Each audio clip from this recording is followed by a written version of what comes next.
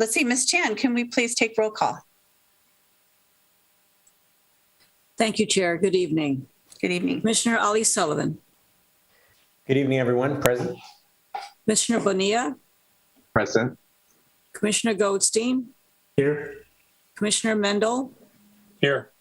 Commissioner Okenda.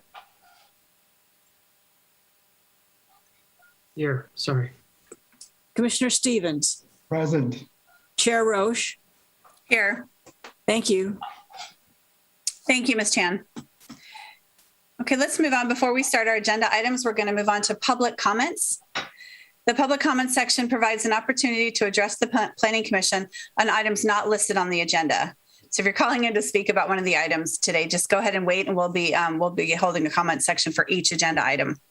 The Planning Commission welcomes your comments and requests that speakers present their remarks in a respectful manner.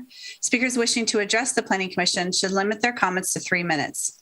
And now I'll ask Denise Chan to moderate the public comment portion of the meeting. And at the end of the public comments, we will address any questions that come up. Ms. Chan? Thank you, Chair. If you wish to speak and you're using the Zoom application, please click the raise hand button. If you are dialing in, press *9 to raise your hand on the phone and use *6 to unmute yourself when called to speak. If you are streaming the meeting through Zoom on your computer, but dialing in via phone, please mute yourself so that there is no feedback sound during the meeting. If there is disruptive feedback or excessive noise during the meeting, your audio will be disabled. Chair, at this time, we have 4 attendees, and so far, nobody has raised their hand.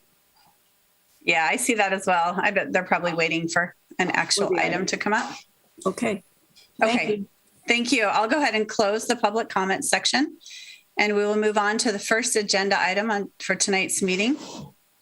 The first agenda item is a proposed mixed-use project consisting of 9 live-work lofts fronting Mission Boulevard and 46 townhome units, totaling 55 units, requiring approval of vesting tentative map 8556, major site plan review and density bonus, located at 27177 and 27283 Mission Boulevard.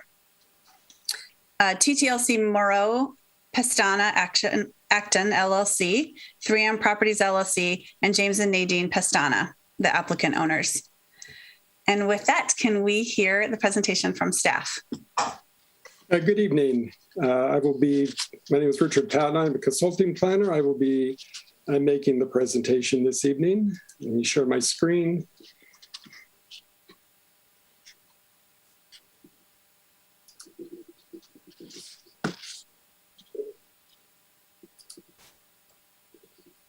Are you seeing that?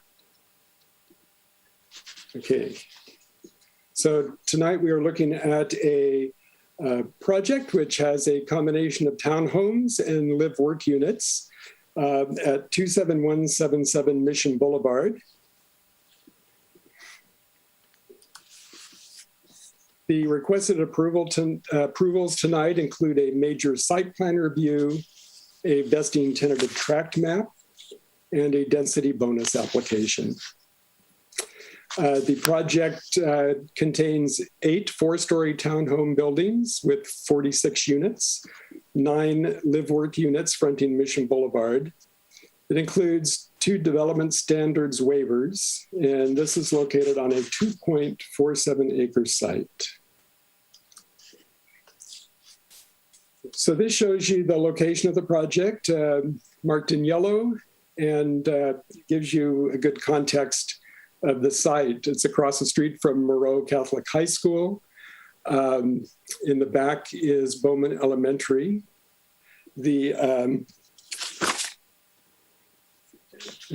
project provides good access via bus transportation at a major line, AC Transit Line 99, provides service to to Mission Boulevard at this site. It is also walking distance to a shopping center, which includes a grocery store. And bus transportation provides access to both Hayward BART stations.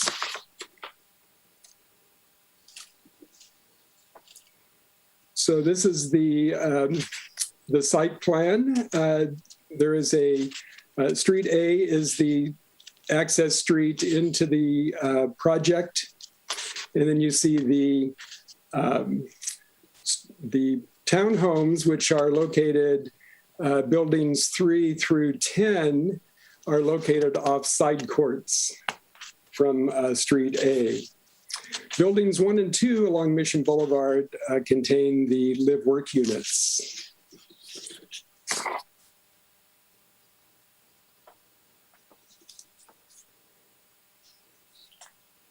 So this is a diagram of the live-work units, which there are nine units facing Mission Boulevard. You can see on here the commercial spaces that are labeled tenant, and then the residential spaces connected to those spaces are upstairs from those commercial spaces. This contains a diagram of the 40 examples of the 46 townhomes. This project, both the live work and the townhomes, use a contemporary approach to architectural style. They have varied roof lines and wall planes. They have projecting canopies and a mix of siding and stucco to provide variety. So with those together, you have this rendering of the project showing the live work units along the Mission Boulevard frontage. And you can see the townhomes in the background.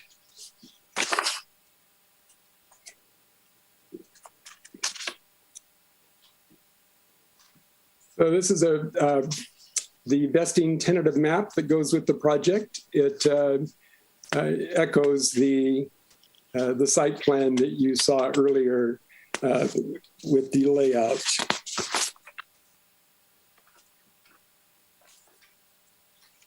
So I mentioned the density bonus application. This project is required to provide a little over 5 affordable housing units, and they are going up to make it a total of 6. And so with the increase in affordable units provision, they are allowed to have development standard reductions where the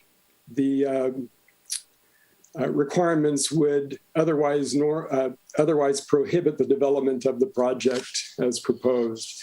So the one they are asking is for a 0 setback along the rear portion of Street A along the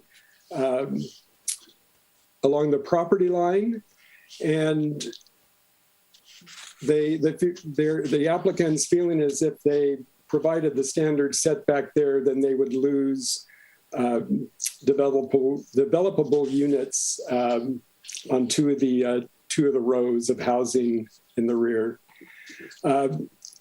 Bowman School backs up to this site. There are no other residential units that would be affected by this reduction. The other reduction being requested is reduction from 25 to 20 feet, the width of the open space in 2 of these courtyard areas as indicated.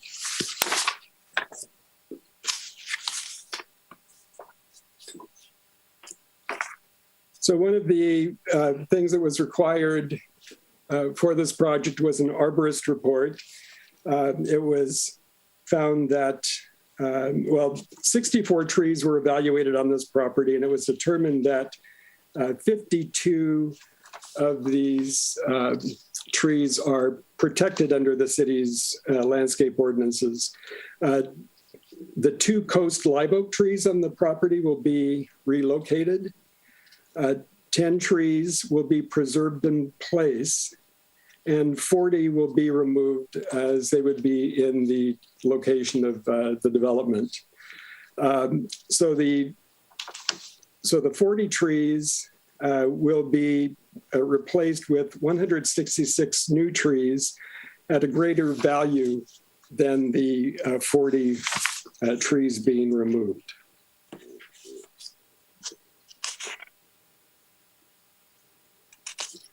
So this project is considered categorically exempt from CEQA per section 15332 for infill development projects.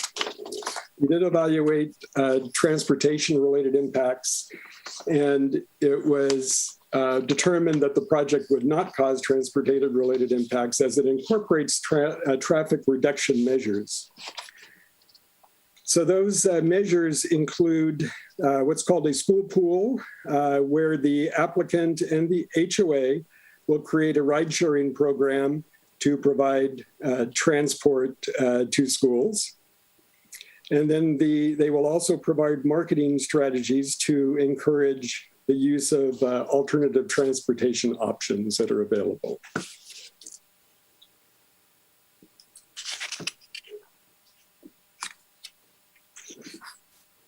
So this project fulfills the policy requirements of the Hayward 2040 General Plan.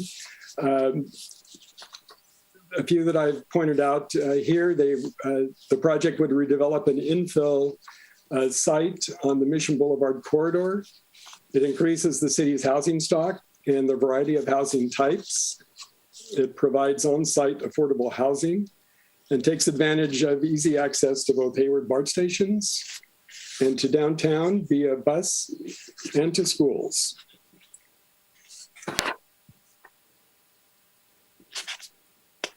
The conformance with the objective standards of the Hayward zoning ordinance was also reviewed, and the project does comply with those objective standards of the zoning district.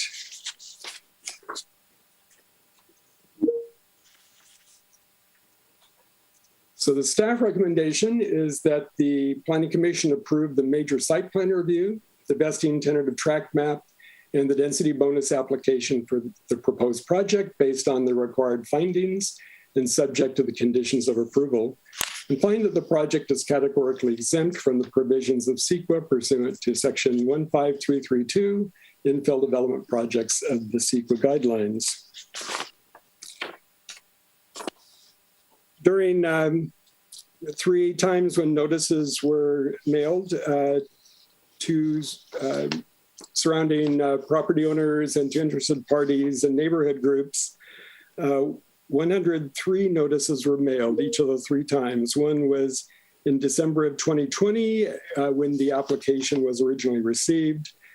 And then again, when this project was originally scheduled for the Planning Commission in July of this year, and then for this hearing.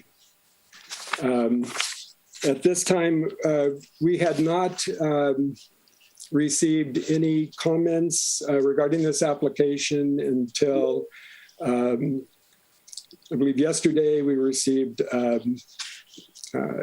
comments from East Bay Bike, and I believe you've received those comments.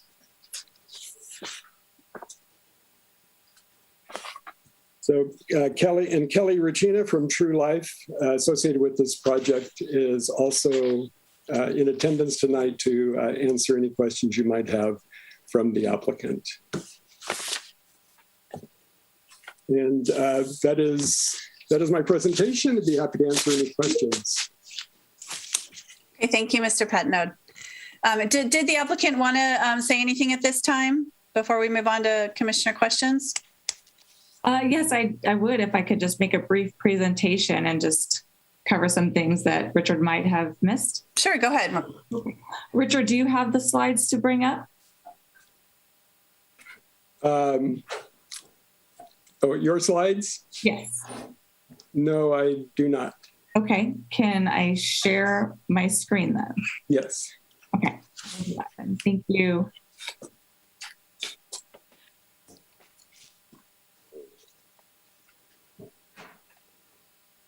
Does someone need to give her permission to do that? Let's see. There you go. Looks like you're. Are we okay? Yep, we can see them. Okay, wonderful. Well, thank you so much. You everyone still see that okay? Good evening. Thank you so much for having me here tonight. Thank you, Richard, for that presentation. Hello, Chair and Commissioners. I just am here tonight to present this Mission Boulevard project to you. Sorry, I just want to make sure I'm sharing the right screen. Can you see everything okay? We can, although it might be in a mode because I'm seeing two slides at once. That's what I was wondering. Yeah. Let me see if I could do a new share. Sorry, apologies. Is that button two buttons from the X in your top right-hand corner? Does that split the screen in different ways? You know what? I'm trying to just catch the mouse right now, honestly. Sorry, everyone. I apologize. You practice and you practice. And let's see here if I could just okay, there we go.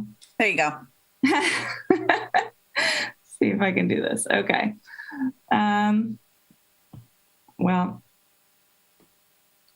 we'll just share it like this and I'll just wing it. Okay.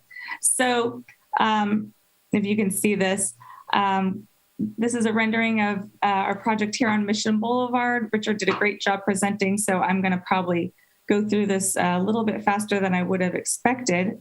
So just, again, I'm happy to answer any questions that you have. Here we go. The site is 2 parcels assembled consisting of 2.43 acres with a general plan land use designation of sustainable mixed use and is included in the Mission Boulevard plan with a designation of a corridor neighborhood. As noted in the aerial, the site is located across the street from Moreau High School, adjacent to Bowman Elementary, within walking distance to the Mission Plaza Shopping Center, and the bus transit station. So here's a current view of the site as it is right now on Mission Boulevard, utilized by various automotive services, including repair, rental, and assembly. Here is how it would look once the project is completed, with the live work units fronting Mission Boulevard and the 4-story townhomes to the rear. Here's an additional rendering, as Richard mentioned, 55 homes with the 9 3-story live works at the front and the 46 4 stories behind. An additional rendering of just a little bit of the open paseo, open space usage, tables, chairs, walkability. The residential elements, as Richard has mentioned in greater detail, the project meets density, height, setback requirements with the exception of the rear. And he did explain that if you need further explanation, I'm happy to go into more detail, and the open space requirements. Here's an overview of the on-site amenities. I think there was some clarification that we needed regarding the parking. So there is 12 guest parking spaces on site. And then there's the addition of 9 on the street. There's the bicycle rack back here, 14 spaces. There's a trail connection going through the site that would be an opportunity to connect to the adjacent parcels should they be developed down the road. We have civic space at the front with benches, trees, etc. Over here, I'd like to point out is the 4 uncovered assigned parking spaces for the live work units. There's 4 live work units that have 1-car garage. So these would be 4 assigned parking spaces for those units. Additionally, we have the area to kind of gather over here with the table, chairs, and umbrella, the mailbox station, etc.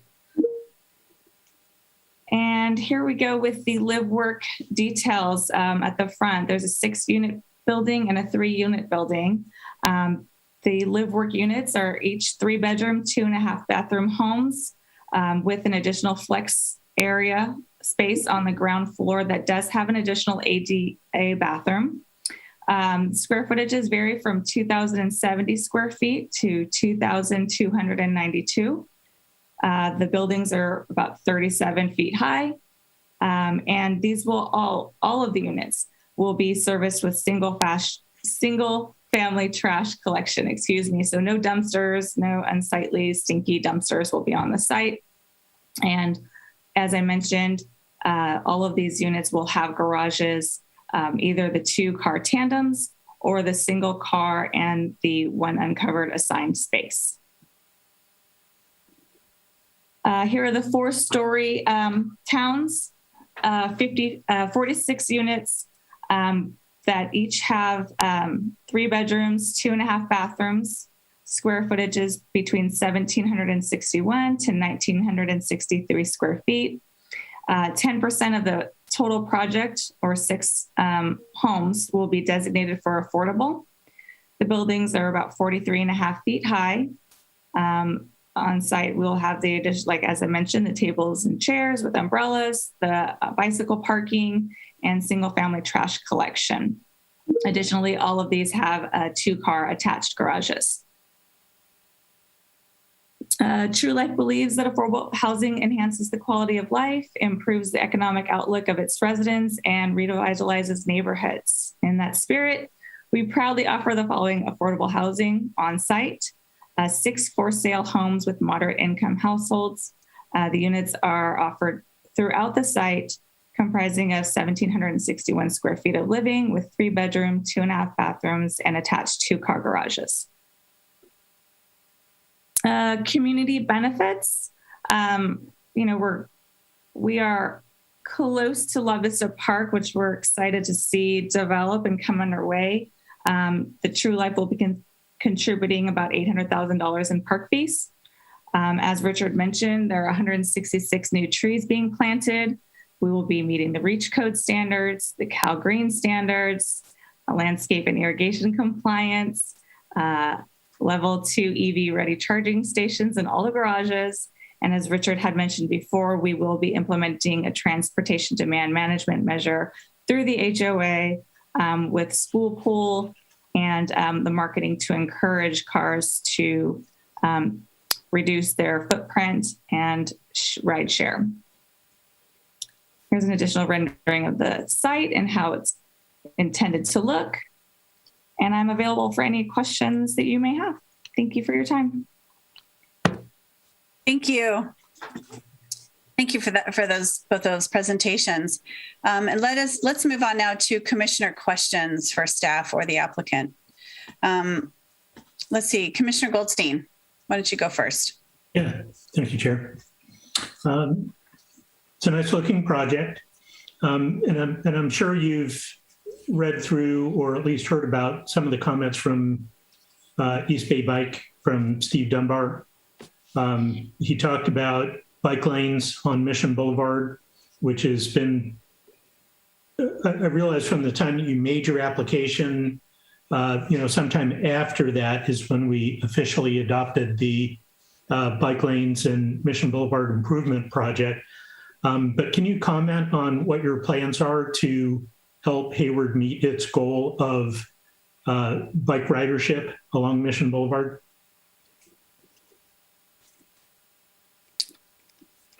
Ms. Regina, why don't you go ahead and stop sharing your screen too, unless you're going to show something. No, that's okay. Absolutely. Apologies. Yes.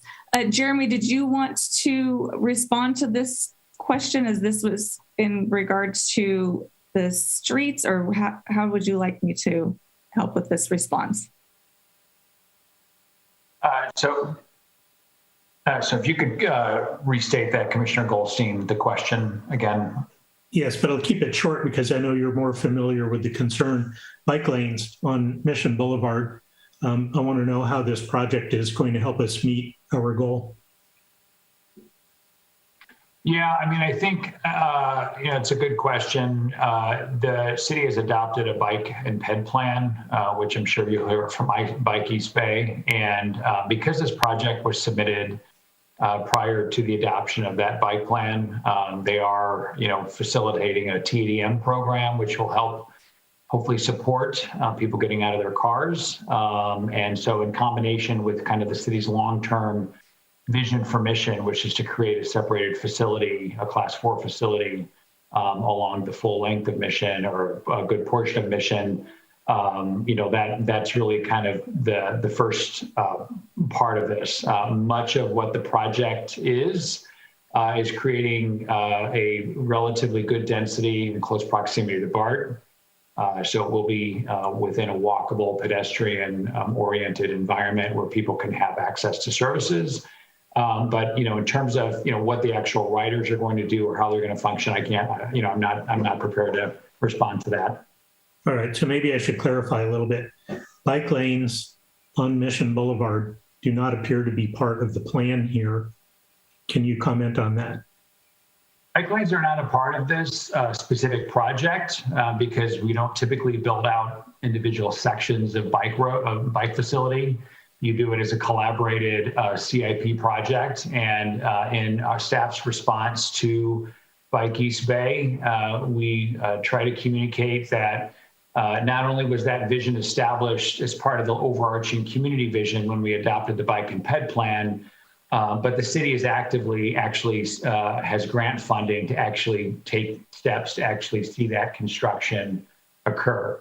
Obviously, there are some policy discussions or policy implications for adding the bike facility. In some cases, it will require removal of parking, and that is a study that is going to be ongoing, and that's intended to, I think, start sometime in October. But there will continue to be community conversations about adding that separated facility in the future.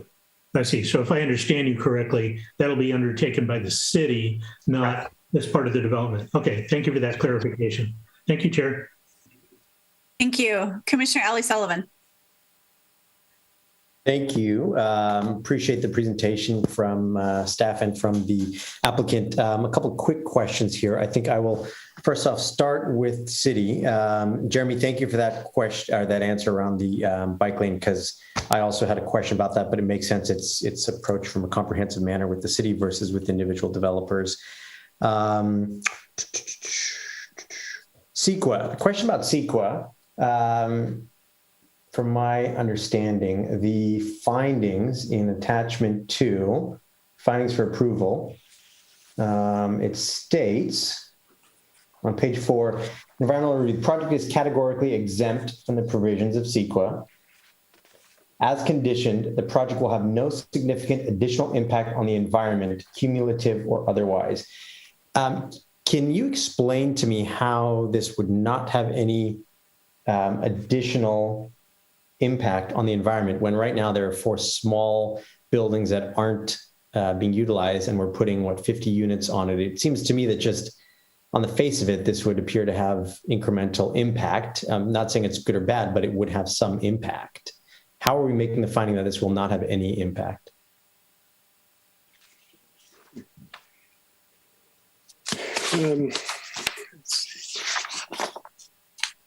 Well, it meets the requirements of the stated section of CEQA as an appropriate infill development for this project, for this site.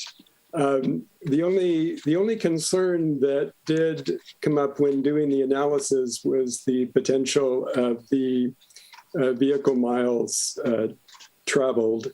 And so we did do a study on that, and it was determined by our traffic staff that with the conditions applied to the project to do the school pool requirement and also the encouragement of the alternative transportation options to the residents, that they would fall under the, they would screen out of the vehicle miles traveled numbers that would push them into a higher environmental requirement.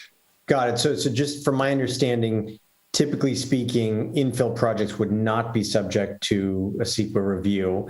This might have had a review because of the VMT piece. However, that was mitigated by those two project or 2 components that you mentioned. Correct. Got it. Okay. Very helpful. Thank you. And then the last question for city, and Jeremy, this might be a good one for you. I'm thinking about all the development that's going on Mission Boulevard. Thinking about the fact that this is literally across the street from a high school, across the street from a church facility. There's a lot of potential pedestrian movement in the area there and along the Mission Boulevard corridor where we're building these types of projects. Has the city thought about, and I know that I might be answering my own question here as I raise it. I know it's a state highway. I'm thinking about pedestrians and people wanting to go from this project across to high school at Moreau or to the church on Sunday, and not wanting someone to run across the street here or somewhere else, but obviously wanting them to go to a crosswalk. Has the city thought about any type of potential opportunities for additional crosswalks or other type of traffic calming measures along Mission Boulevard in response to all the development that we're putting in?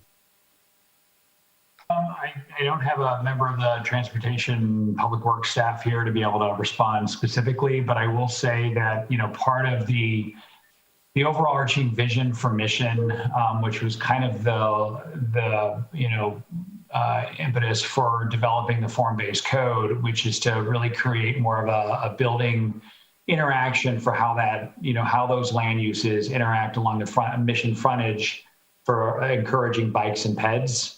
I think many years ago, it was a very auto-oriented corridor.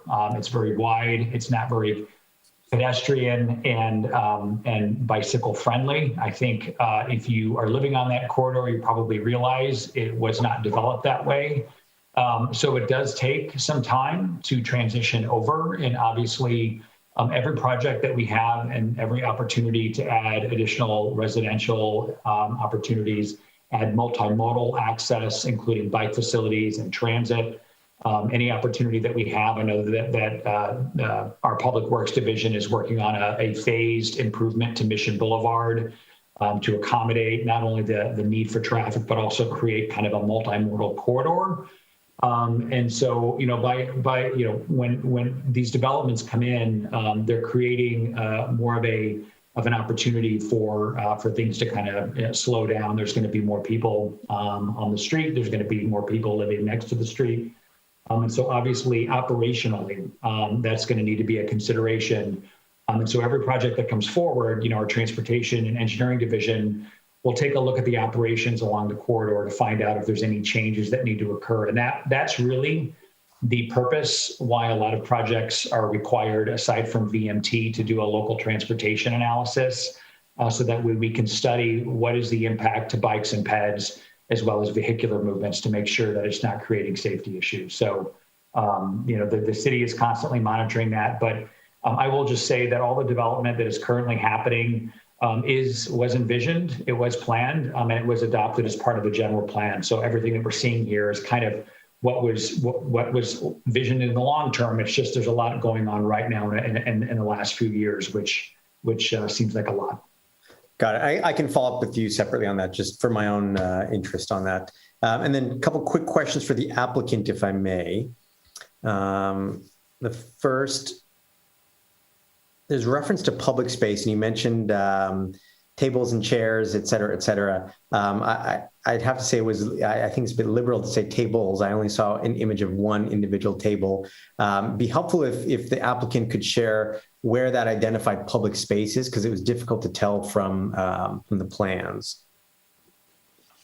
Sure. Let me see if I can bring this back up again.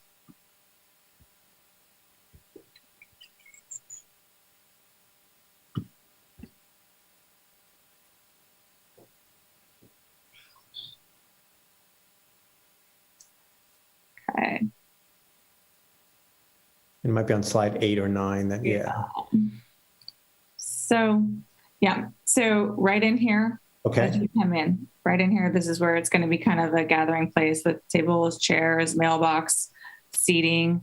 And then additionally, there's going to be bench seating up in this area up in the corner. Okay. Yeah.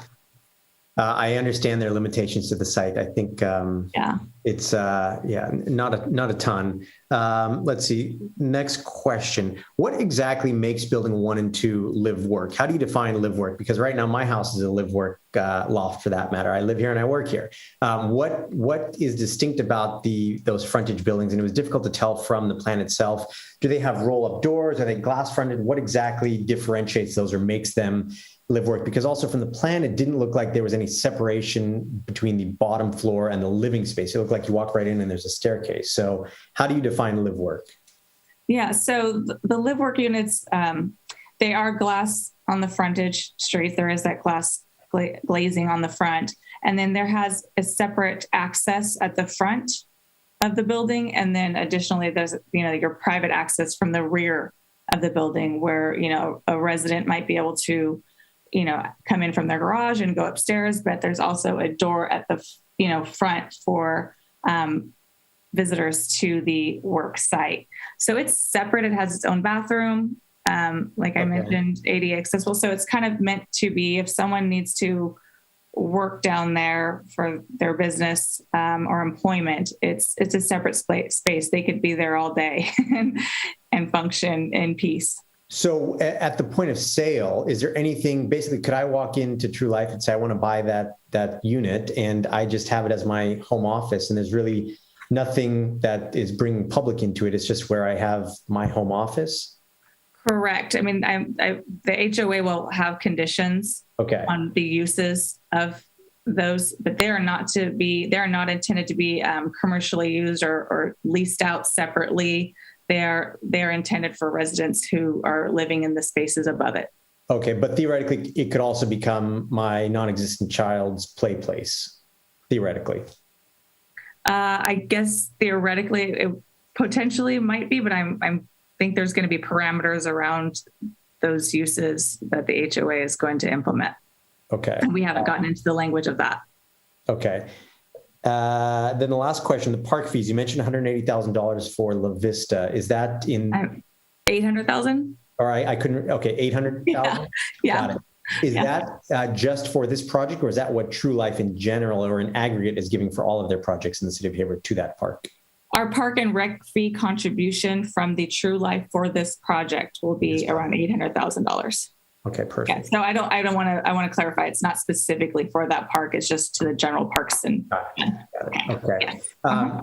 Jeremy, I guess based on this, my second to last question regarding the commercial use, I know that based on the minutes from the council meeting or work group about 2 years ago, it appeared that everyone is very clear that they wanted there to be a commercial component to this.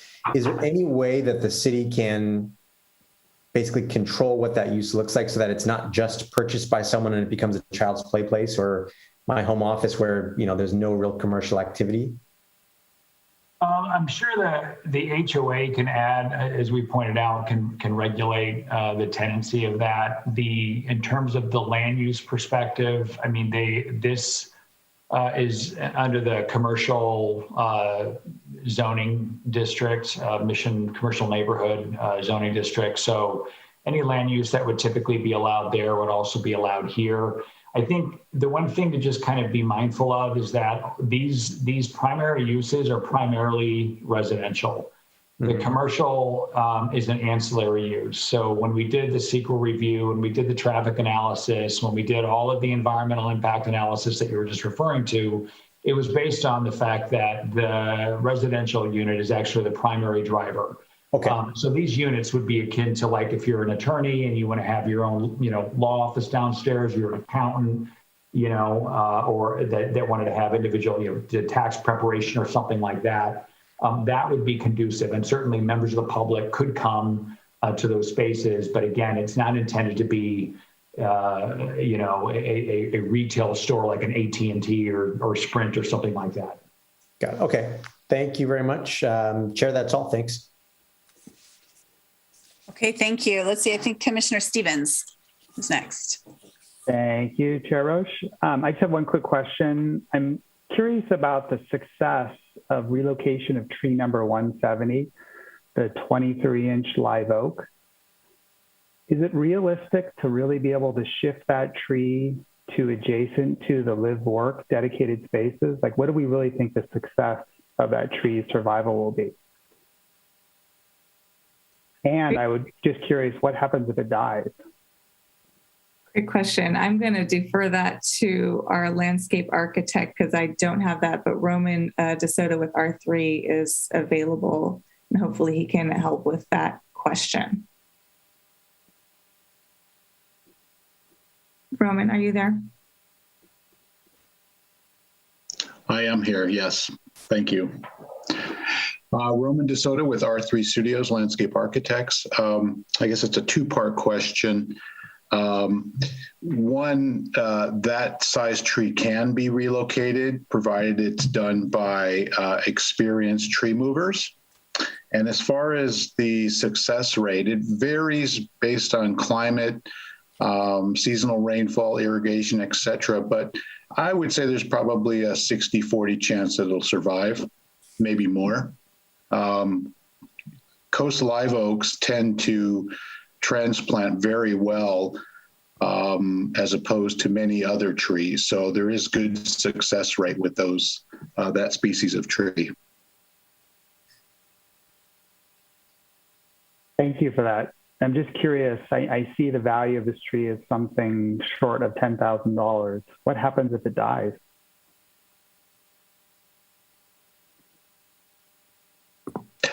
I'm not really sure I can answer that question. I don't know.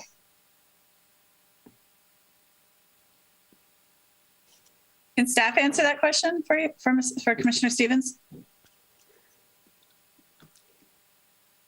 Well, I'm going to take my feeling would be, so the landscape plan that was done, the replacement trees were based on the value of the trees that are lost. So this tree would also have a replacement value assigned to it if, if there is failure of this tree. It is certainly possible that they would be required to replace it with equal value. Doesn't have to be in the same location, but it could be, anywhere within the project. So how is that actually physically enforced? Let's say the tree dies, let's say the last unit sold and then the tree dies, then what happens? There are a number of conditions of approval that deal with the survival of trees as they're, as they are being handled the way it's envisioned. And so there's specific conditions that talk about how the trees are to be handled, what protections are required, and I could take a look and get, unfortunately we don't have our landscape architect here this evening, but I could take a look through the conditions to see if there's something that specifically addresses that. No, that's fine. Thank you. I appreciate that. Yeah, I would just also add, Commissioner Stevens, that the city does have a tree preservation ordinance. And under that ordinance, this tree would be a protected tree. And if it dies, due to the transplant, or if it's a condition of approval and required to be, placed somewhere, any of these trees, that makes it a protected tree, and they'd have to replace it with a like kind or like value tree. So although you probably couldn't replace a 23-inch, you might have to do several smaller trees to make up the difference, and the landscape architect would determine that. Thank you. Thank you. Commissioner Bonilla. Thank you. Great questions by my fellow commissioners. It pretty much addressed the majority of my questions, because I had a lot of questions also around what exactly a live workspace, what was and how it could be used. So is there a way, Jeremy, that we could put a condition of approval that says that we want that bottom space to be somehow commercially used for, something like a restaurant or something that could be accessed by the community? I think there's challenges to having it be something like a restaurant, because restaurant comes with a lot of, it's great in concept. It's not really very suitable or conducive for a live workspace. Reason being is because the internal configuration with the living unit above and the commercial unit below, typically with restaurants, there's grease traps that are required. There's exhaust issues that are required. There's a whole slew of building code issues that are required for restaurant uses that are not really, again, conducive for live work. Again, these units are not going to appeal to a typical restaurateur. They are not going to appeal to somebody as a traditional, commercial space, but it does offer a different kind of space or opportunity for a homeowner that wants to operate a home-based business out of the first floor and still have a number of tenants or customers come to them, which is different from a home occupation, because this would actually be a designated walk-up storefront that they could utilize. So it is, again, this isn't really, if you're wanting to open a restaurant, this is not the location for you. This is again, looking for the small home-based business that does not require a lot of building code improvements. Got it. Well, because I mean, when I saw the notes that Kelly was using, like there were some examples around yoga and fitness studios, taxes, nutrition, things like that. So I was thinking that they would end up generating some kind of vehicle traffic to these locations. So the 9 parking that are on the street or the 12 on-site parking, are any of those allocated particularly for these businesses? Because I can see the 9 on-street parking getting used by schools or, churchgoers or others that are in the area that are struggling to access parking. Yes, no, they're not designated for one particular use for the parking. As I mentioned, there are 4 assigned for the live work residents, but none that are specifically assigned for visitors of a live work unit specifically. Got it. Yeah. Okay, thank you. Those are my comments, Chair. Thank you. Thank you. Commissioner Mendel. Thank you, Chair. Yeah, I want to follow up on Commissioner Bonilla's question there. And he was asking about restaurants, but I think for those spaces, the more logical question, or the one that I'm thinking of anyway, is there anything that we can do to require that they be used commercially? Jeremy. And please don't say that we're counting on the HOA for that, because the HOA rules can be changed by the people who live there at any time. So I'm asking, what is the city doing to ensure that those spaces will be used for commercial businesses that are appropriate for the size of the spaces? So not a restaurant, but, a little tax repair or, whether small office.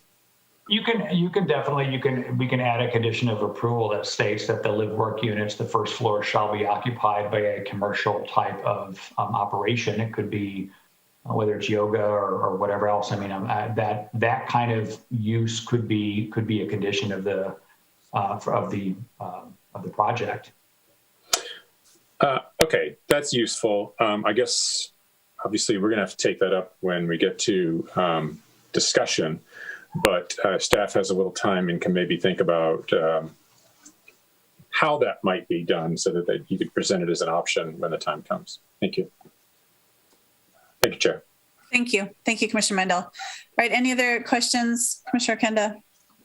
No questions. Okay. I have a few questions, and I mean, most of my questions were already asked. I had similar questions about the commercial, because it was pretty clear from the notes from the Economic Development Committee that they didn't want to see development here without commercial frontage. And so I am curious why we got this far without the commercial frontage. So I will be interested in, to Commissioner Mendel's comments and Commissioner Ali Sullivan's comments, what staff suggests for us to do there, because I do think it's a missed opportunity for the church there, the school there. If there was something like a bagel shop, a boba tea store, something like that, that would maybe invite more foot traffic over to those storefronts. I understand that's potentially not the way it was envisioned by the applicant, but I think from the Economic Development Committee, that was definitely how they saw it.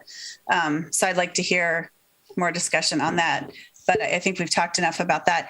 I also wanted to know, going back to the CEQA and the transportation study, I understand that we've talked before about using a marketing strategy to get people to use public transportation, but the ride sharing thing for kids carpooling, I haven't seen that. And it just seems like there's a lot of assumptions there that there'll be a lot of kids here, that would make any sort of impact. So I'm just wondering, if you didn't have that ride share thing in there, would there have been a transportation study? Well, there was a transportation study that developed that requirement for the school pool. I see. Okay. It just seemed, okay. I guess we'll talk about that more in discussion, but So what happened with that is since the applicant agreed to incorporate that as part of the project, then it did not, then the project did not need further assessment. I see. And if they hadn't included that, would the project have needed further assessment? Well, then we may have had to look at a different way to approach the environmental aspect of this project. And I know these things are time consuming and expensive, but yeah, I drive by there a lot, and the traffic with Moreau and St. Clement and the church, and this is a pretty, it's a locked development. So I would be interested in what the transportation concerns are going to be. And then my other question around that is, with the 9 parking on Mission, do we usually allow that's just public parking, right? I mean, that's being included as guest parking, but that's just general public parking. Is that usually something that's allowed in a development to count as your guest spaces? Well, they're not required to provide those as guest spaces. The response from the applicant was in response to questions about just visitor parking in general, and so it was mentioned that there's also those 9 spaces, but they're not intended to be specifically designated as guest parking. And do you know, are those spaces available during rush hour? Because I know some of the spaces on Mission are only available during off hours. I don't know that for certain. Okay. All right. So the other question I had for the applicant, as far as the open space, did you consider, instead of the sort of open space with the tables, perhaps putting in a parklet? Because there's no easy access to a park, out the back of this property or on Mission Boulevard. And, the one need would be parents of small children. And if we're envisioning parents of small children, because we're talking about a rideshare program to school, it seems like a parklet might be, and I think one of my fellow commissioners brought this up in questions on, presented before the meeting. But did you consider that? And is that something you would consider instead of the seating? So I'm not sure how useful those tables will be, but a parklet might actually be more useful to families. Yeah, that's a great question. A parklet was considered, and I think when we try to figure out uses for open space, we're thinking of the community as a whole that can use it, and a parklet doesn't seem to be something that's beneficial to the community as a whole. It might benefit a couple of families, but oftentimes we find that those are not generally used, and they're actually pretty expensive and take up quite a bit of space for something that's not generally utilized very often. And if I can just take a minute, I'd like to take a second just to circle back for a minute, because you brought up the CEDC meeting. And just want to share with you that session, when we had that discussion, that was prior to the adoption of the Mission Boulevard Code. So that was back when this site was actually zoned ST4. It had different standards, different criteria. Under the Mission Boulevard corridor, this site actually can be all residential, doesn't require any commercial at all. And so as a way to kind of meet the requests of the cities based on our discussions with CEDC, we came up with kind of a compromise of a live-work solution. We have that shopping center, the Mission Plaza, right next to this site. So our thought was, there's a shopping center right there that can be utilized. And this is just kind of an alternative, and especially in light of COVID and how there's been an adjustment and a change in the workforce and the use of office space and workspace. This seemed like kind of a useful solution. So I just wanted to share the kind of logic and the perspective that went into that. Okay, thank you. Thank you for that. I think that's all I have for now. We'll get more into it in discussion. And let's see, do any of my commissioners, did you have any further questions at this point? No. Okay, great. Sorry, Chair Roche? Yes. If I may respond to the question about the tree survival. Go ahead. So condition number 152 specifically relates to relocated trees. And the end of that condition states, when relocated trees fail to thrive within 5 years, the trees shall be replaced with like kind and like size or like value based on the appraised value.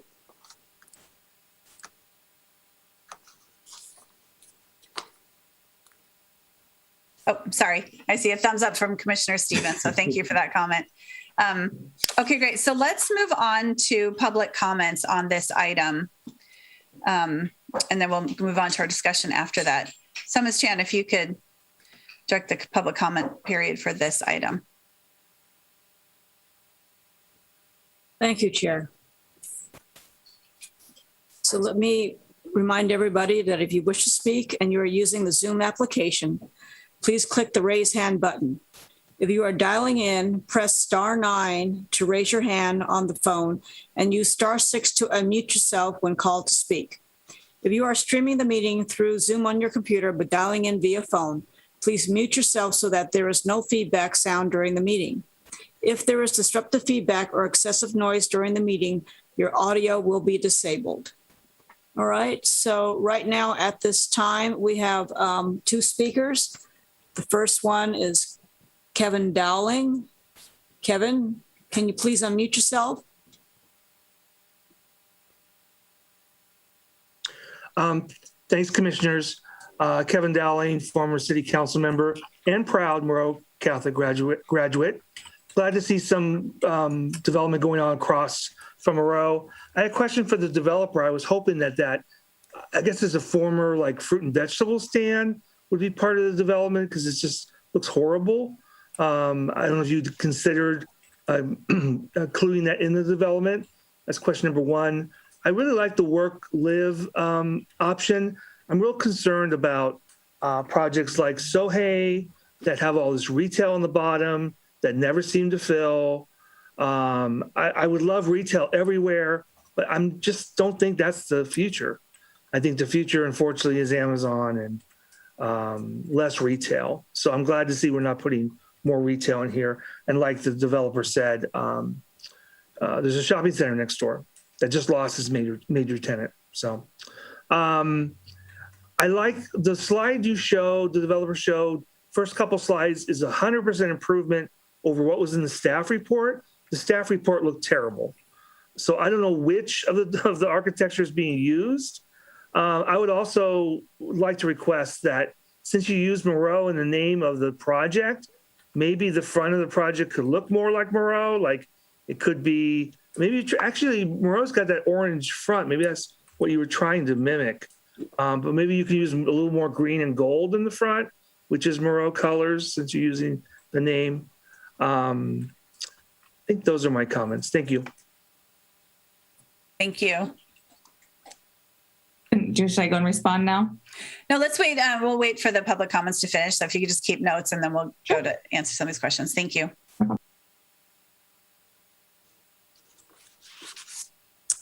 Thank you. The next speaker is Stephen Dunbar. Stephen, please unmute yourself.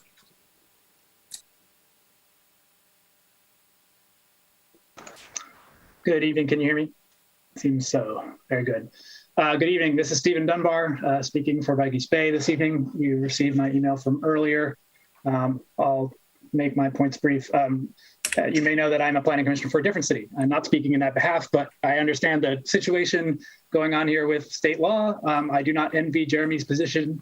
By the way, Jeremy, Dave says hi.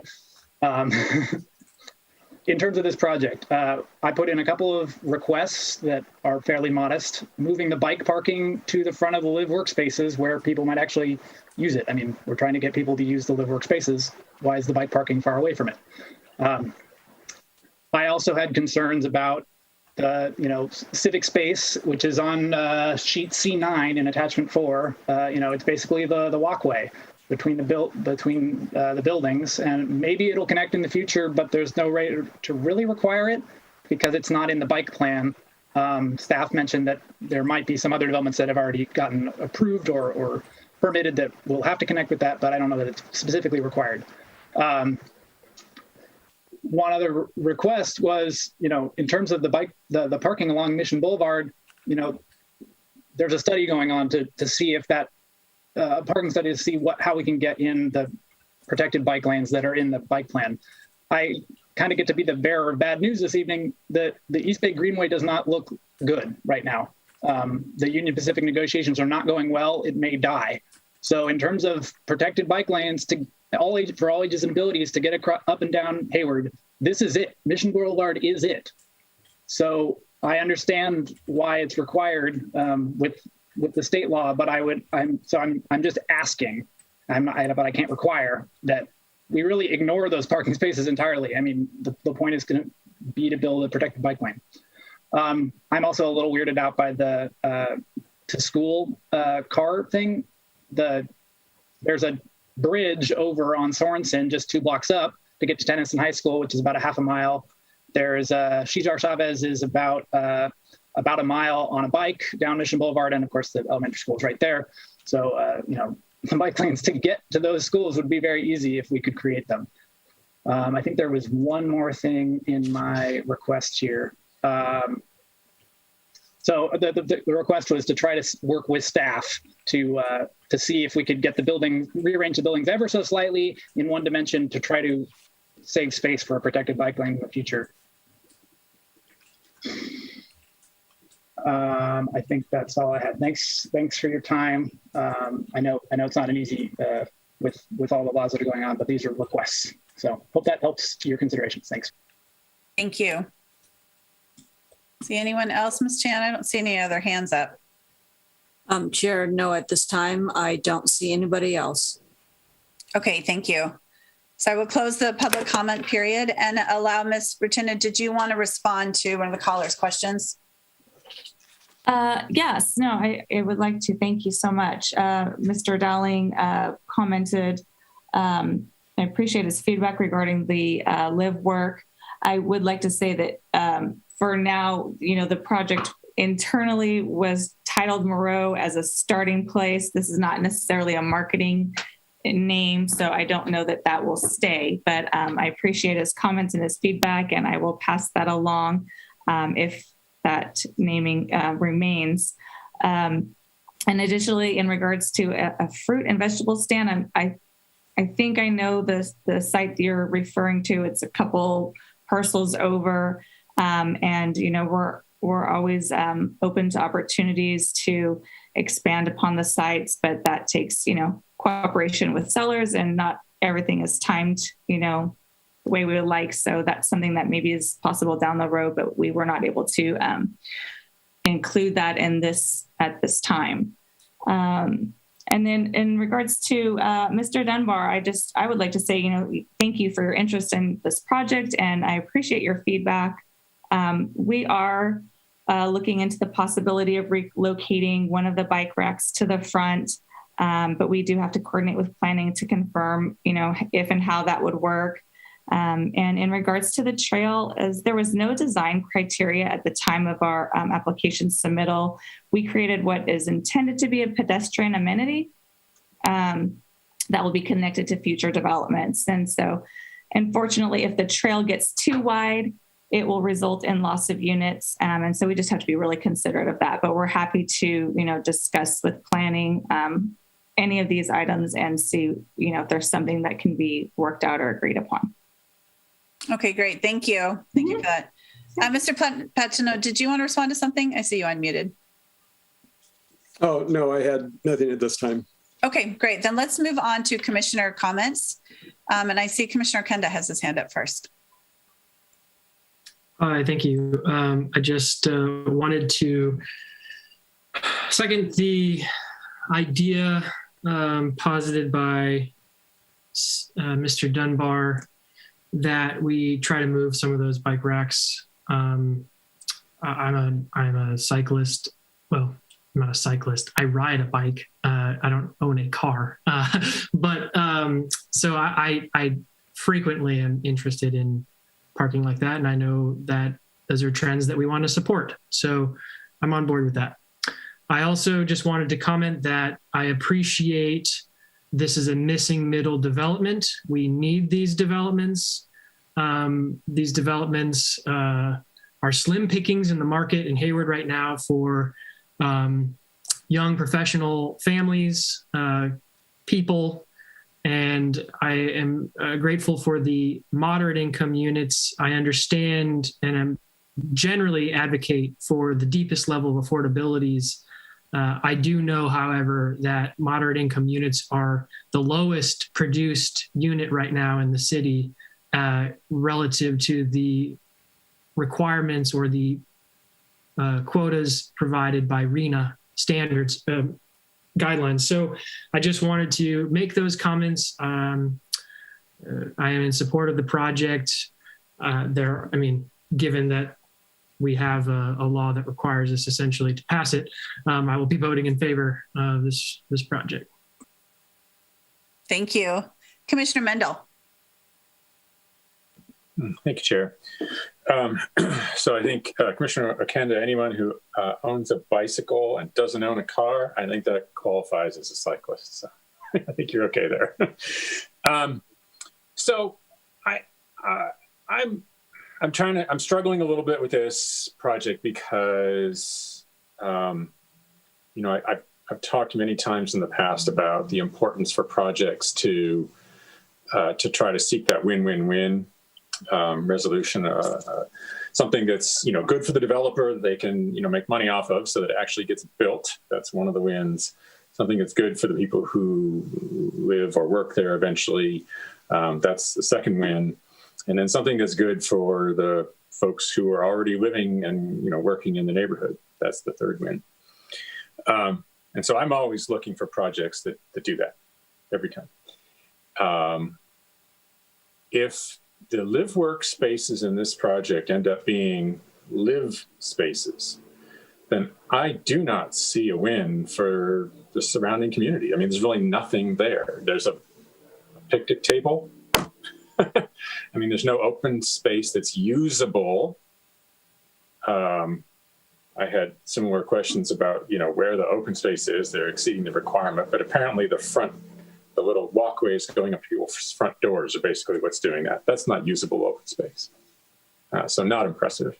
There's a lot of units crammed in there, which is okay. We need units, but we also need something that makes this a good project that people, around can find at least something in there to say, hey, that's good. At least it'll have X. There's nothing there.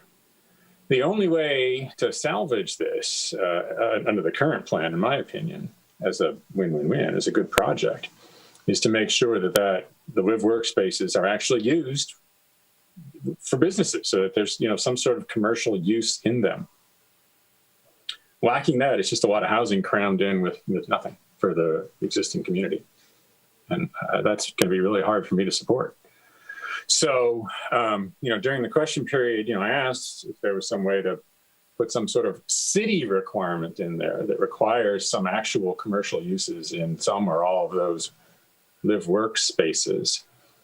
And so I'm going to ask that to staff again. And so, how might we do that tonight? Do we need to send this back for additional language, or can we craft that tonight with verbal instructions? What do you, Jeremy, or the city attorney, how would you suggest we proceed? Or Mr. Patton, someone?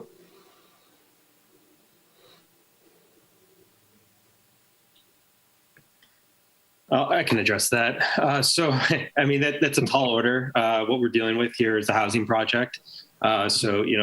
If it's not objective criteria, then Planning Commission can't deny the project based on criteria that isn't knowable beforehand. So we're struggling with what the condition of approval could be. I don't know if you would be satisfied with something that states the applicant, through careful selection of purchasers of the live work units, shall make a good faith effort to select purchasers that will use the commercial areas in the units for commercial purposes. No. I think that would be allowable. Beyond that, if requiring the commercial space to be commercial, I think we would want to perhaps continue this item so that we can work with the applicant and look into that a little bit further in the context of the new state housing laws. Mm-hmm. Well, that's unfortunate, but I think that's kind of where I'm leaning at the moment. I was part of that discussion at the Economic Development Committee, and the whole of the committee was very clear that we wanted a commercial frontage along along Mission. And, we were, I think, flexible on how that was achieved. But I don't remember flexibility on whether that would be achieved. And, Representative from True Life implied that the plan sort of changed after, the rezoning of these properties. But I remember that meeting very early on, and their initial proposal was for no commercial space and just some live work spaces along Mission. That was the initial, unless my memory's failing me, that was the initial proposal. So let's not try to rewrite history here. I guess, let's see what my fellow commissioners think. Maybe some of them are more excited about this than I am. Thanks. All right, thank you. Commissioner Stevens. Thank you. So I am excited by this project. I'm especially excited by the architecture. I really appreciate how the live-work units, how the massing of the live-work units kind of respects the housing units in the rear. I think it's a very well executed design. I appreciate the materials. I think it's a great architecturally designed project. I'm not a huge fan of the commercial storefronts in the live work units. I think that's not realistic for Mission Boulevard in this section. I think the units are too small to support any type of real commercial retail space. I mean, I can see professional services or something along those lines. I'm fully supportive of those type of uses there. I'm not exactly sure I would choose to design the storefront for that type of use, but I'm okay with it. I think the thing that bothers me the most about this is that we don't seem to care about the trees that we have within our city. There's a 23-inch coastal live oak, which probably is at least 50 years old, maybe 100 years old. And instead of designing the site to respect that specimen, we're suggesting to relocate it. And I appreciate the comment that there's a 60% survival rate, but we're never going to replace that tree in this location. So in the race to create housing units, we're destroying what kind of remains of some of old Hayward. But I'm supportive of this project in any case. I just wish we could spend a little more time thinking about the natural world that we have left around us. Thank you. Thank you. Commissioner Bonilla. Thank you. I also think that this is a really good project. I love to see that we're building affordable housing in the development. To Commissioner Okenda's point, the moderate level that we're building for, it's kind of like, but it's our lowest level with Arena. So we need to address that sooner or later. And I know we have a deficit of, almost 437 units. So, every 6 counts. So I'm excited to see these 6 go in. I don't think it's something that's extravagant though, because they're required to do 5.5 units anyway. So it's really, half a unit more. And we are giving some pretty broad concessions for that. I do also share Commissioner Mendel's concerns around the frontage being more of a commercial use. I also appreciate what Commissioner Stevens was saying, which is, how can we kind of break the bread here and maybe, commercial professional services. So it's not something that's generating a lot of traffic, but still is being used some way commercially. So I would like to see, some kind of condition of approval or something that really ensures that we're able to meet that requirement. Because there's already a lot of housing going up, on the Mission Boulevard corridor. So it would just be nice to see the bottom of this true to what I think our community is looking for, which is some sort of professional services or a commercial use for the storefront. So other than that, I'm in support of this project and what we're doing in this area. Thank you. Thank you. Commissioner Ali Sullivan. Thank you. So I think two overarching thoughts.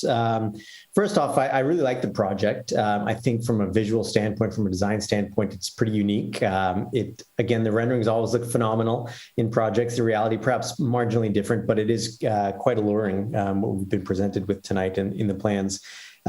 It's also, I mean, for me personally, I think it's kind of impressive how you can fit so much into a small, ill-configured lot when you think about it. So where that sort of leads me to, though, is that how creative you can be with design. I also wonder if you can be creative from a affordable housing standpoint. And it's great to see that there are 6 units here in this project. It'd be great if we could find a way to increase what that actual number of units is in these type of projects while still maintaining the market rate piece.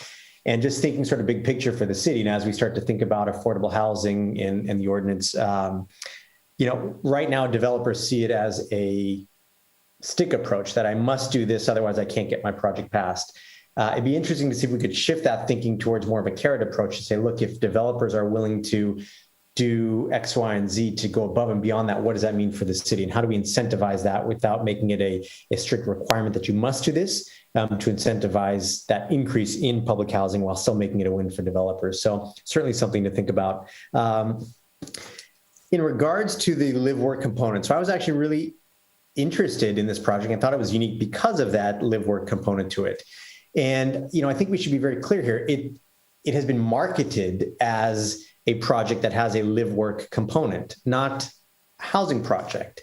It's fine if you wanted to pursue a housing project, that's all right. However, it's being represented as something unique, something not just housing, something that includes this type of live work / commercial / professional services component to it. It's been designed as such. It's not designed for regular housing for someone to utilize. However, what concerns me is that there's no requirement that it actually be used in that manner, which is why I brought it up in the first place. How is it going to be used in that manner, and what requirements are there? And so, if the developer wanted housing, I would think that they would have designed something a little bit separately. So I do think that the developer wants this to be utilized for that type of commercial service.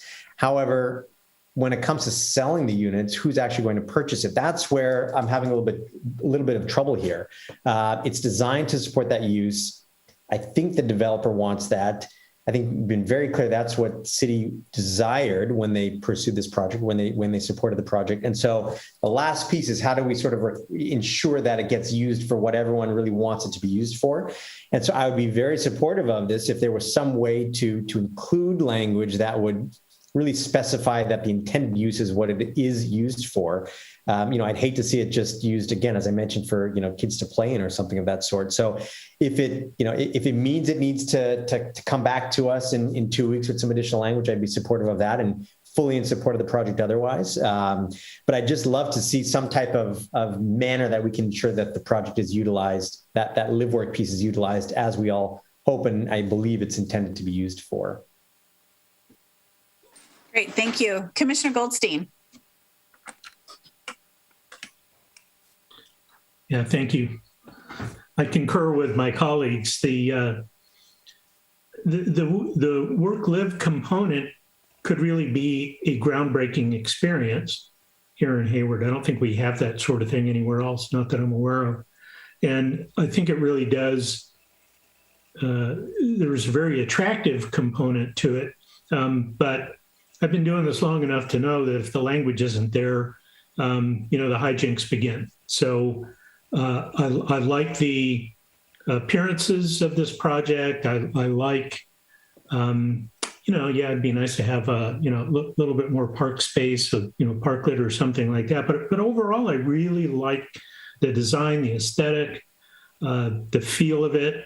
That live work component has me thinking, hey, maybe I ought to buy a unit there. But seriously, without the language to hold people accountable to using that in some kind of a workspace, it's putting too much at risk. I could see people putting bed sheets up in those big commercial windows and, some couches and a couple of chairs down there and just turning it into a personal lounge. No, there has to be the language there. I can't approve it. Thank you. Thank you. Yeah, man, it's so interesting listening to the comments tonight. Because even the slides, when we got this project, it looked like they were intended to be commercial spots, because even the slides show kind of marquee signs in front of those lower units. So it looked like those were meant to be storefronts. So it is interesting. And I had similar questions to Ali Sullivan that, what is live work as opposed to commercial?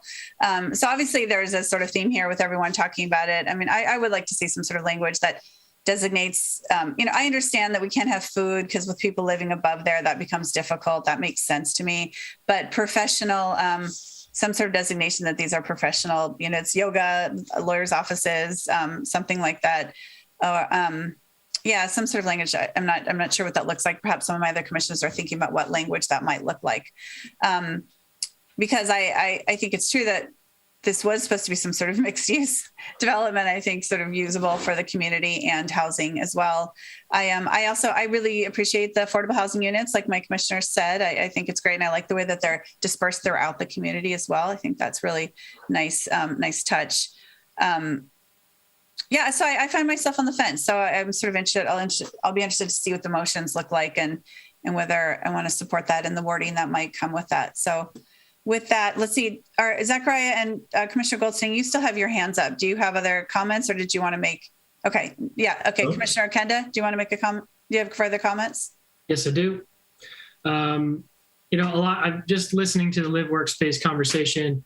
To me, I have a hard time wanting to have this discussion or pushing a discussion about creating language around these uses, because I think the flexibility of a live workspace doesn't lend itself to the constraints of wanting to say, make this a professional services live workspace, because I see potential here for investors buying up those front spaces, renting out studios, etc.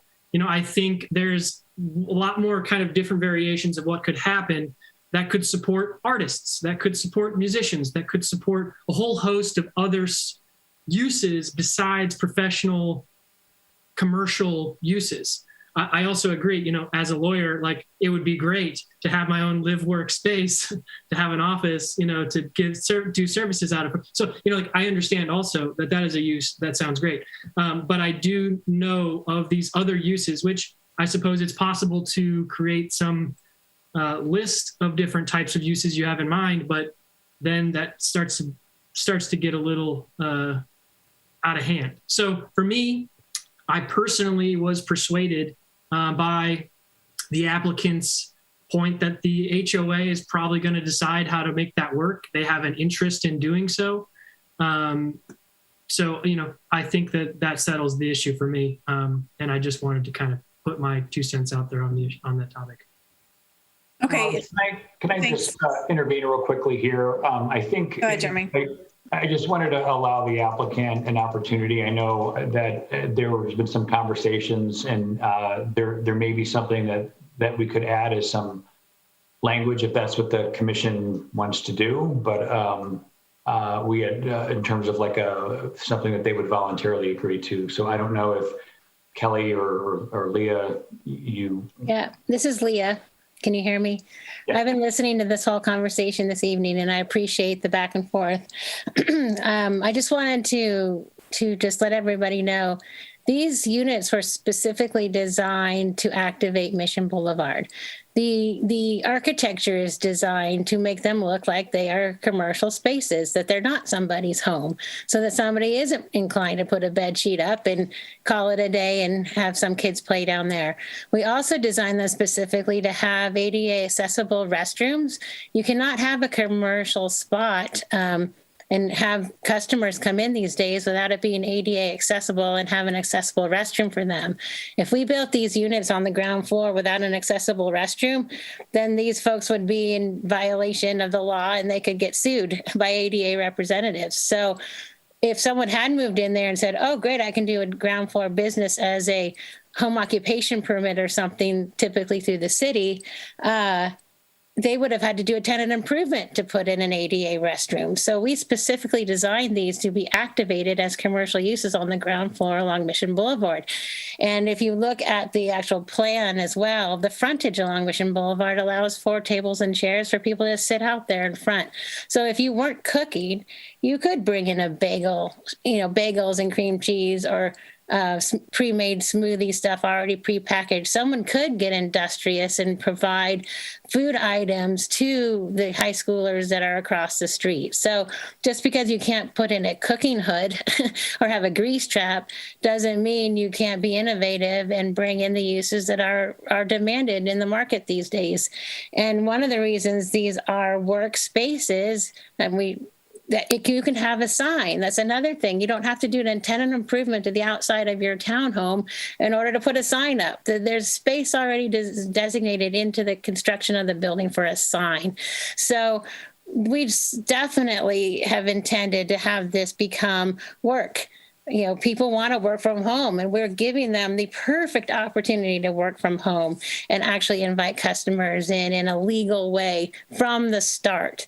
And they don't have to put out any other, monies other than paying their business license taxes. So I guess what I want to add is we could be open to certain language, such as, yes, the HOA will encourage these uses to be professional offices, but that might then limit the creative person, as I said, who might have pre-made smoothies and bagels and cookies or whatever else they want to give, provided for the kids. So flexibility here, I believe, is the key. And markets drive what is successful in commercial spaces. Why isn't every space at the shopping mall filled? Market drives how commercial is successful. And if someone is industrious and wants to live and work from home, this is the perfect location to do that. So I would really prefer not to have this item continued based on the fact that this is a conforming SB 330 project and all the wonderful things that you guys have acknowledged, and we do appreciate that. We've done our best to include everything in this project that fits in this small space.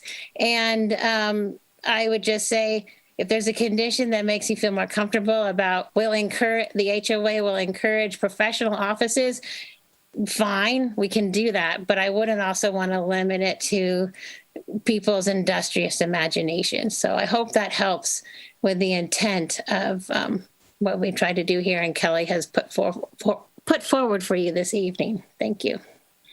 Thank you, Leah. I think that might be really helpful to everyone. Let's see, Commissioner Goldstein, you've had your hand up. Did you want to come in and say? Yes, thank you. Yeah.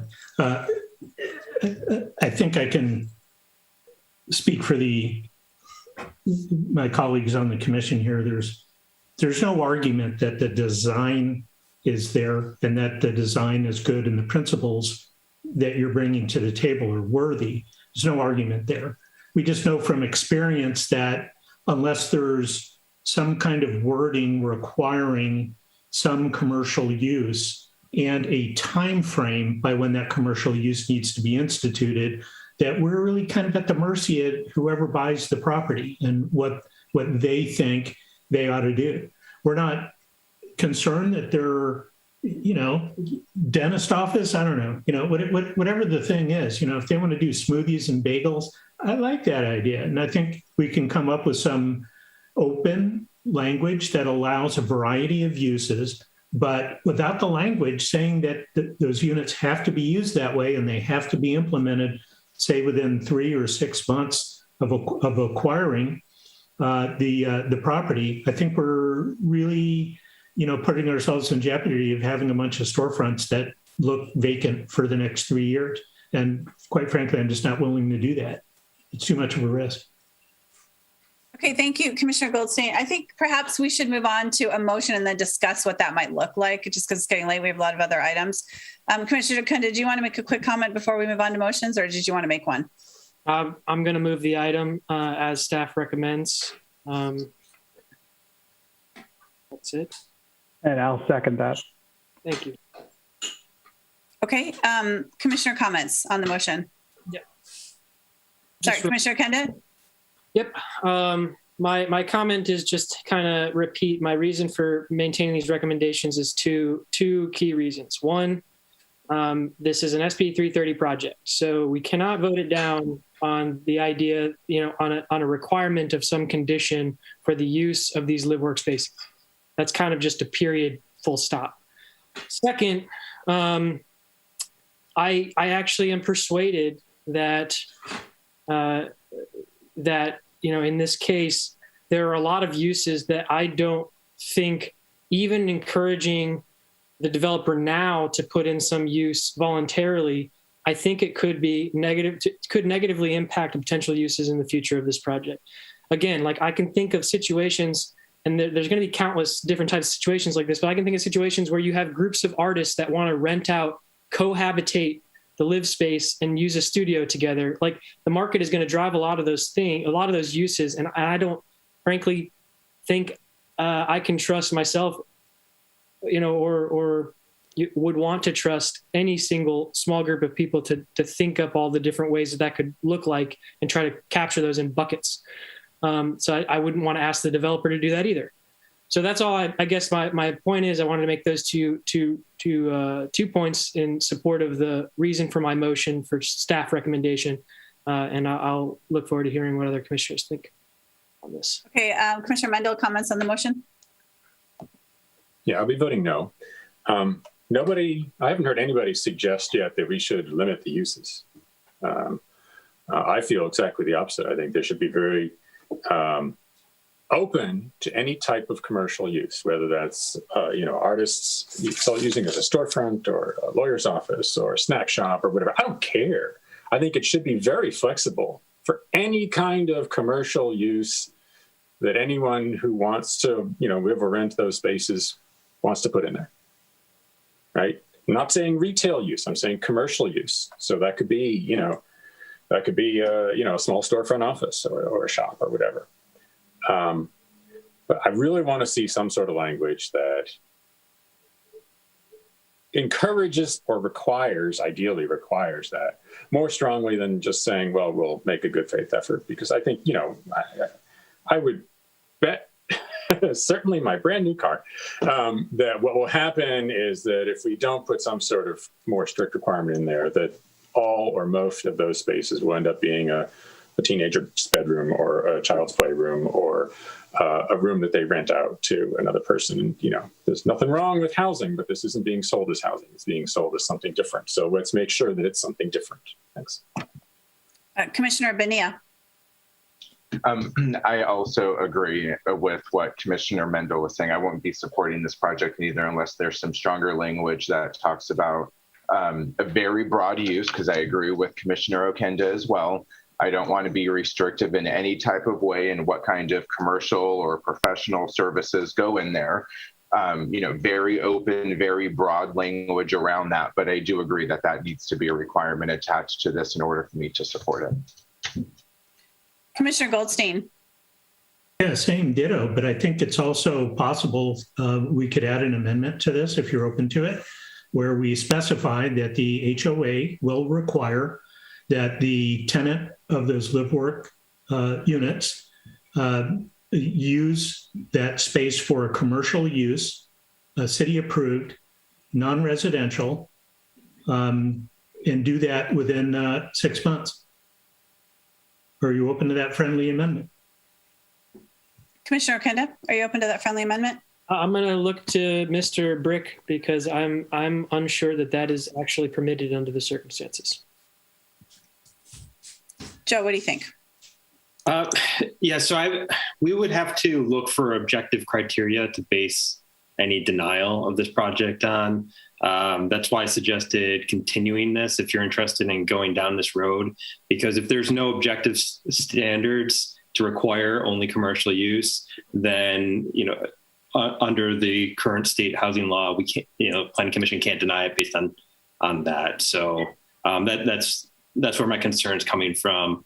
Also, just food for thought, if a requirement is placed for the commercial live work units that the use can only be commercial in the commercial area, I would have questions about what happens if someone buys one of these units opens their office and then their business goes under.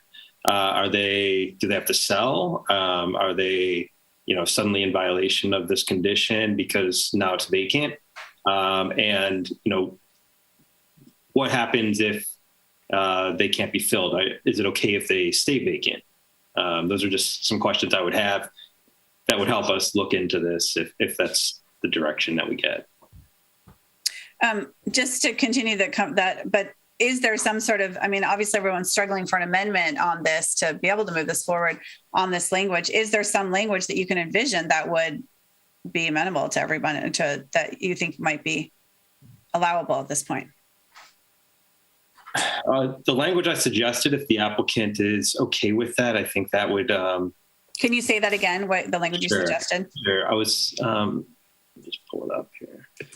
I was suggesting that a condition of approval could be added as 163, that the applicant, through careful selection of purchasers of the live work units, shall make a good faith effort to select purchasers that will use the commercial areas in the units for commercial purposes. With the time frame of 6 months, please. I'm not sure how the time frame would work. Do you mean in six months of the sale? Yes. Yeah, from 6 months of acquiring the property, that they will have that commercial space in use as a city-approved commercial space. I don't think we're saying city approved, right, Joe? You're basically saying good faith effort. Right. I'm fine with Joe's language. Okay. All right. So Commissioner Kenda, are you amenable to Joe's language? Absolutely. I would only want to add, he was steady on commercial. I would also just add the broader language of other professional services and artistic, visual or performing arts. I just would want to make it broader. It's not necessarily commercial, Commissioner Mendel. Artists don't necessarily always sell their works. It's just another kind of use that needs to be, I think, considered. Okay, I'm good with that now. All right. Well, hold on one second. I just want to make sure the makers of the motion are okay with that. So Commissioner Kenda is okay with it, right? And Commissioner Stevens, you're the seconder. Are you okay with this additional language?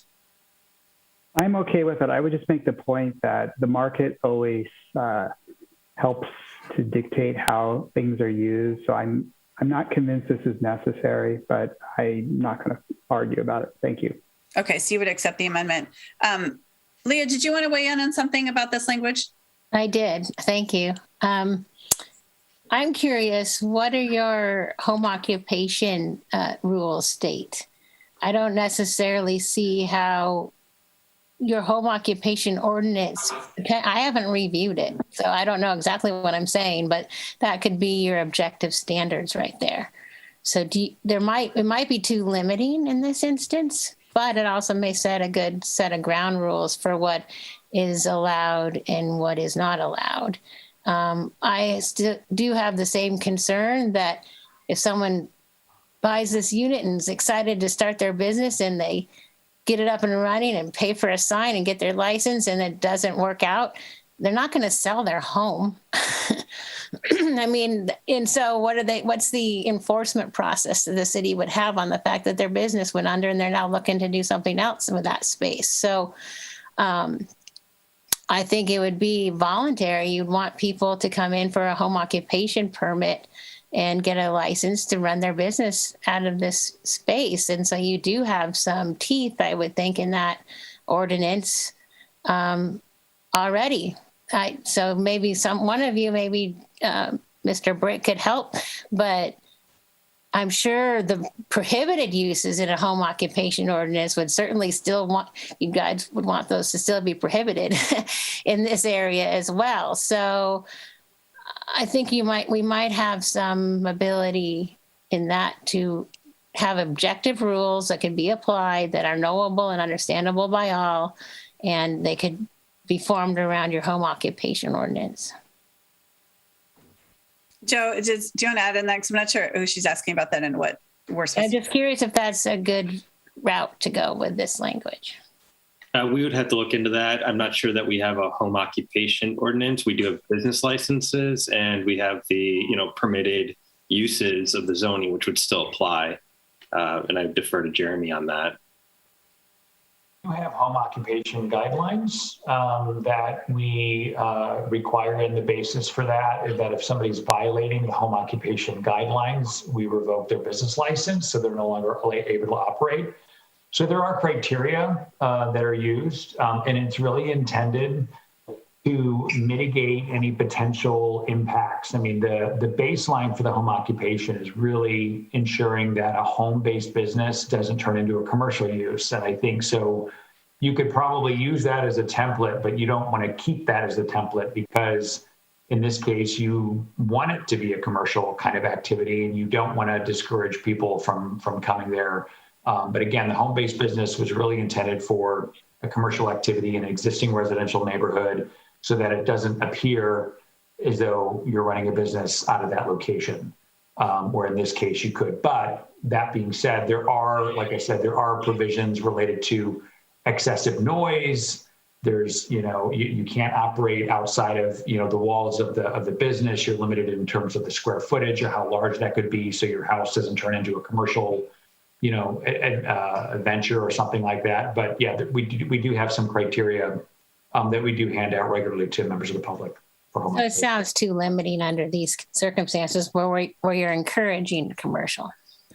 Correct. Okay, so let's go back to, we have a motion and a second with an amendment that Joe has, the language that Joe has described, and we have that accepted by the motioner and the seconder. And so I wanted to go back to discussion on that. Commissioner Bonilla, you had your hand up. Do you not have any questions on that? Okay. Commissioner Ellie Sullivan, discussion on that motion plus the amendment. Yeah, thanks. Again, I recognize the difficult position we're in here in regards to SB 330.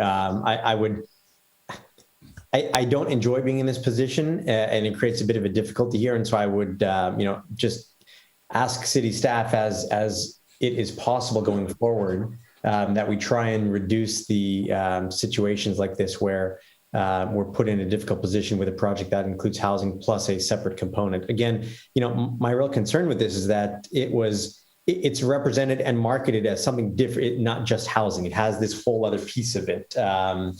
Now, with that said, I understand the requirements around the state bill. I appreciate the applicant's willingness to include that additional language.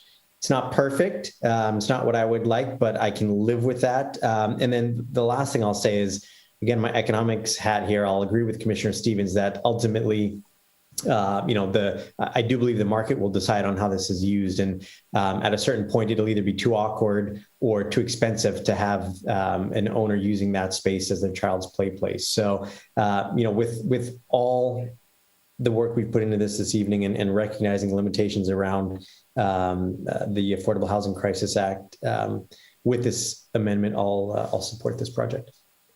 All right, thanks. Final comments, Commissioner Mendel, before we move on to a vote? Yeah, super brief. So it's funny, we're all sort of saying we want the same thing. And we're just struggling to figure out the right language to achieve it. The applicant, staff, and commissioners, we're all struggling. The right thing to do when we're struggling to find the right language is to continue the item, give staff and the applicant 2 to 4 weeks to try to come up with language that makes sense that we can all get behind and have a good, unified vote in 4 to 6 weeks. So I'm going to vote no on this, and I hope that we will continue the item. Okay, thank you. Before we move on to that, I see that Joe has put the language for the amendment here in the chat, so everyone can take a look at that so that they're clear about what the amendment is. But my final thought is: are we coming up with standards for live work, units in real time here? Are we is this a guinea pig project? Jeremy, it seems like these are sort of unknown. So I'm just kind of wondering where we are with that. They are unknown, and we don't have live work standards. And most cities don't have live work criteria developed or codified in their code. And that's unfortunately the challenge for the Planning Commission, whether it's trying to craft language tonight or whether it's coming back in 2 weeks and crafting language. The problem is that there are no objective criteria either tied to the commercial activity of that space or the residential component that we can look to. We can glean from other jurisdictions, But the bottom line is we don't have a local regulation for live work because we don't have a lot of the live work in Hayward. That's just not the product that we've seen. This is new. I think what we've heard in many jurisdictions, or what we've seen in many jurisdictions, that this is an emerging model. As Commissioner Akenda had pointed out, that there's a lot of active people that would not be commercial in a traditional sense, but they still utilize this space because they can't perform their activities, which are commercial in nature, in a typical apartment, and so, or a typical condominium, because there are HOA limitations for them to do that. So this is relatively new. I guess again, I would just reiterate the challenge is that, you know, there really is no baseline for the city of Hayward to craft, you know, on the spot of what these regulations are. I think the language that you know, that Joe came up with is just an amendment to what is already a condition of approval, and it just kind of modifies that. But yeah, I think that is the challenge, unfortunately, is because we don't have a lot to go from. Okay. I think you guys, we need to move on to vote, because I think everyone's sort of gotten their points across there and we all see the language. I'm also conflicted, but I would like to see these affordable housing units come on. I think that, you know, the density of this project close to Barton, all of that is probably a better thing than what is there already. I appreciate the amendment, and I'm glad the mover of the motion and the seconder of the motion is willing to accept it, because I feel like that does put, you know, our intentions out there and some limit on what will happen there. I mean, I guess my final thought is, will there be some sort of relook at it? I mean, if this is a sort of guinea pig project for live work, Jeremy, what is the follow-up for the city to look back and say, well, that didn't work, or, you know, let's tweak the language going further? I mean, the other thing, yeah, I mean, in terms of, you know, adding the condition in there, it's, you know, Joe had proposed that. I don't know if there's an additional marketing effort, you know, I mean, that's kind of a more proactive approach on the developer's perspective to actually proactively market these as kind of a, you know, as kind of a live work component. But as far as follow up by the city to see if that was working. To see if the live work are being utilized as workspaces. As intended. Mm-hmm. There's nothing specific. They would be required, you know, with the follow-up occupancy inspections, you know, by the building division. Any sort of commercial activity, as Leah had pointed out, is subject to the commercial, and I think the work portion of these spaces are built out somewhat to commercial standards. But in terms of like, you know, is there a timeline where, you know, within 6 months? No, there's not. We don't, you know, ideally these would be all sold in 6 months, but we don't know what the market is going to, I mean, they could be, you know, sitting vacant for a while. So. Okay. All right. Thank you. Okay. Let's go ahead and move on to a vote. Ms. Chan, we've obviously spent a lot of time on this. I think everyone's intentions are clear. So we're going to move on a vote for the proposed mixed use project consisting of the 9 live work lofts fronting Mission Boulevard, 46 townhome units, totaling 55 units, requiring approval of vesting tentative map 8556 and the major site plan review and density bonus. So there's a motion to approve the staff report, the staff recommendation with an addition of, with an amendment per Joe's language listed here. The applicant, through careful selection of purchasers of the live work units, shall make a good faith effort to select purchasers that will use the work areas in units for commercial, professional, or artistic purposes. Mm-hmm. And with that, can we take a vote? Ms. Chan. Thank you, Chair. I have a question. All right. So I've listened to everything, to the discussion. And when you say amendment, are you referring to Commissioner Goldstein's amendment and then Joe crafted language from what Commissioner Goldstein suggested? I just want to understand. Yes, yeah, Joe, can you answer that? Because there's a difference between accepting a friendly amendment and somebody adding a condition of approval. So I need to be clear. Yeah, no, I appreciate that, Mr. Chan. Joe, can you clarify that? Yes, the friendly amendment was to add condition of approval number 163, which Chair, you just read. Right. Was that from Commissioner Goldstein's? It was his friendly amendment that you crafted the language. Is that correct? Yes. Okay. And condition, the COA 163, that's a new condition. Correct. That's not modifying a current condition, correct? Right. It's adding a new condition. Correct.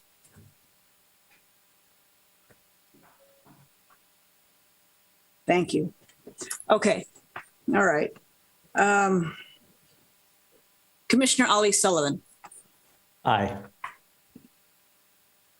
Commissioner Bonilla, Aye.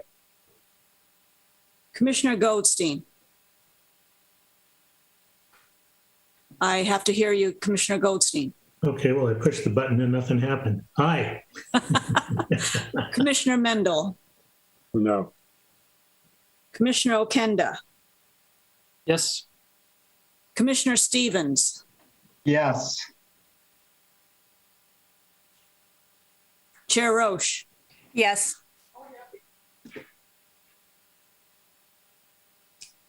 one no, 6 ayes. All right. All right, thank you. And the motion passes. Thank you, everyone, for that long discussion, because I think we got everything out on the table. And I hope the motion is better for it. So thank you. Okay, let's move on to our second item of the night. A proposed single-family residence on a vacant 0.11 acre hillside lot with an average slope greater than 20%, located at 25183 Central Boulevard, assessor parcel number 445-022-086-00, requiring approval of site plan review with grading permit application number 202-000-849. Patricia Prado applicant and P. Gerardo Diaz Vasquez owner. And do we have a staff report? Good evening, commissioners. I'm Ranu Agarwal, contract planner with the city. And with that introduction, I just want to share my screen. So can everybody see? Okay. So this item is the site plan review and grading permit application for a new 2-story, 2,484 square foot single family residence with a 3-car garage on a vacant hillside parcel with average slope in excess of 20%. Because the slope is in excess of 20%, the grading permit would require review by city council, and staff has to first bring it to the planning commission for their review per Hayward Municipal Code. So this is why this project is here. Getting into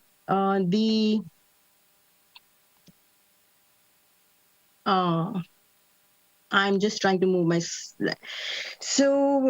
getting into the project site is located west of the intersection of Central Boulevard and Spring Drive. The proposed residence would be located in the central or the middle portion of the property, where the slope is relatively less than the first 24 feet in the front and 28 feet into the side towards the rear. The project site is 0.11 acres or 4,792 square feet. It is 40 feet wide, vacant lot in a single family residential zoning district. In that, the lot is less than the minimum required lot size of 5,000 square feet and the minimum required lot width of 50 feet applicable in the zoning district. It is a substandard lot, but substandard lots which are lawfully created and are not less than 80% of the size and average lot width requirement of the applicable zoning districts can serve as a building site. So they can be used as a building site, and therefore this site can be constructed upon for residents. This site is also located in the Alquist Priolo earthquake fault zone and is partially in the seismic landslide zone. There are 2 fault traces which traverse the site in a general north to south direction, but these fault traces are inactive, and the Alquist Priolo Earthquake Fault Zone Act allows for the construction of a wood or steel frame single family residence not exceeding 2 stories on a previously created lot in the zone without requiring geologic exploration. So this lot could be constructed upon. It's exempt from the requirements of the Act. Also, the applicant submitted a geotechnical report, which incorporated preliminary geotechnical investigations, which examine the surface and subsurface soil conditions. And subject to its recommendations, found that the development that has been proposed would be feasible on this lot. The zoning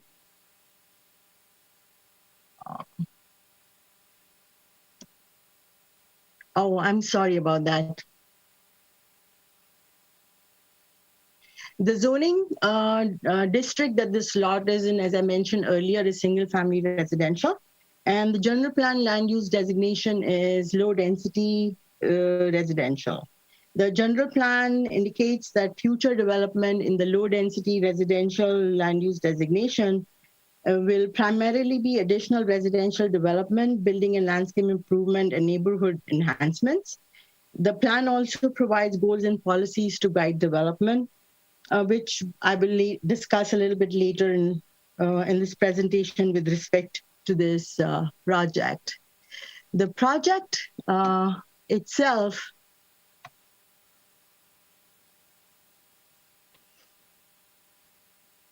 is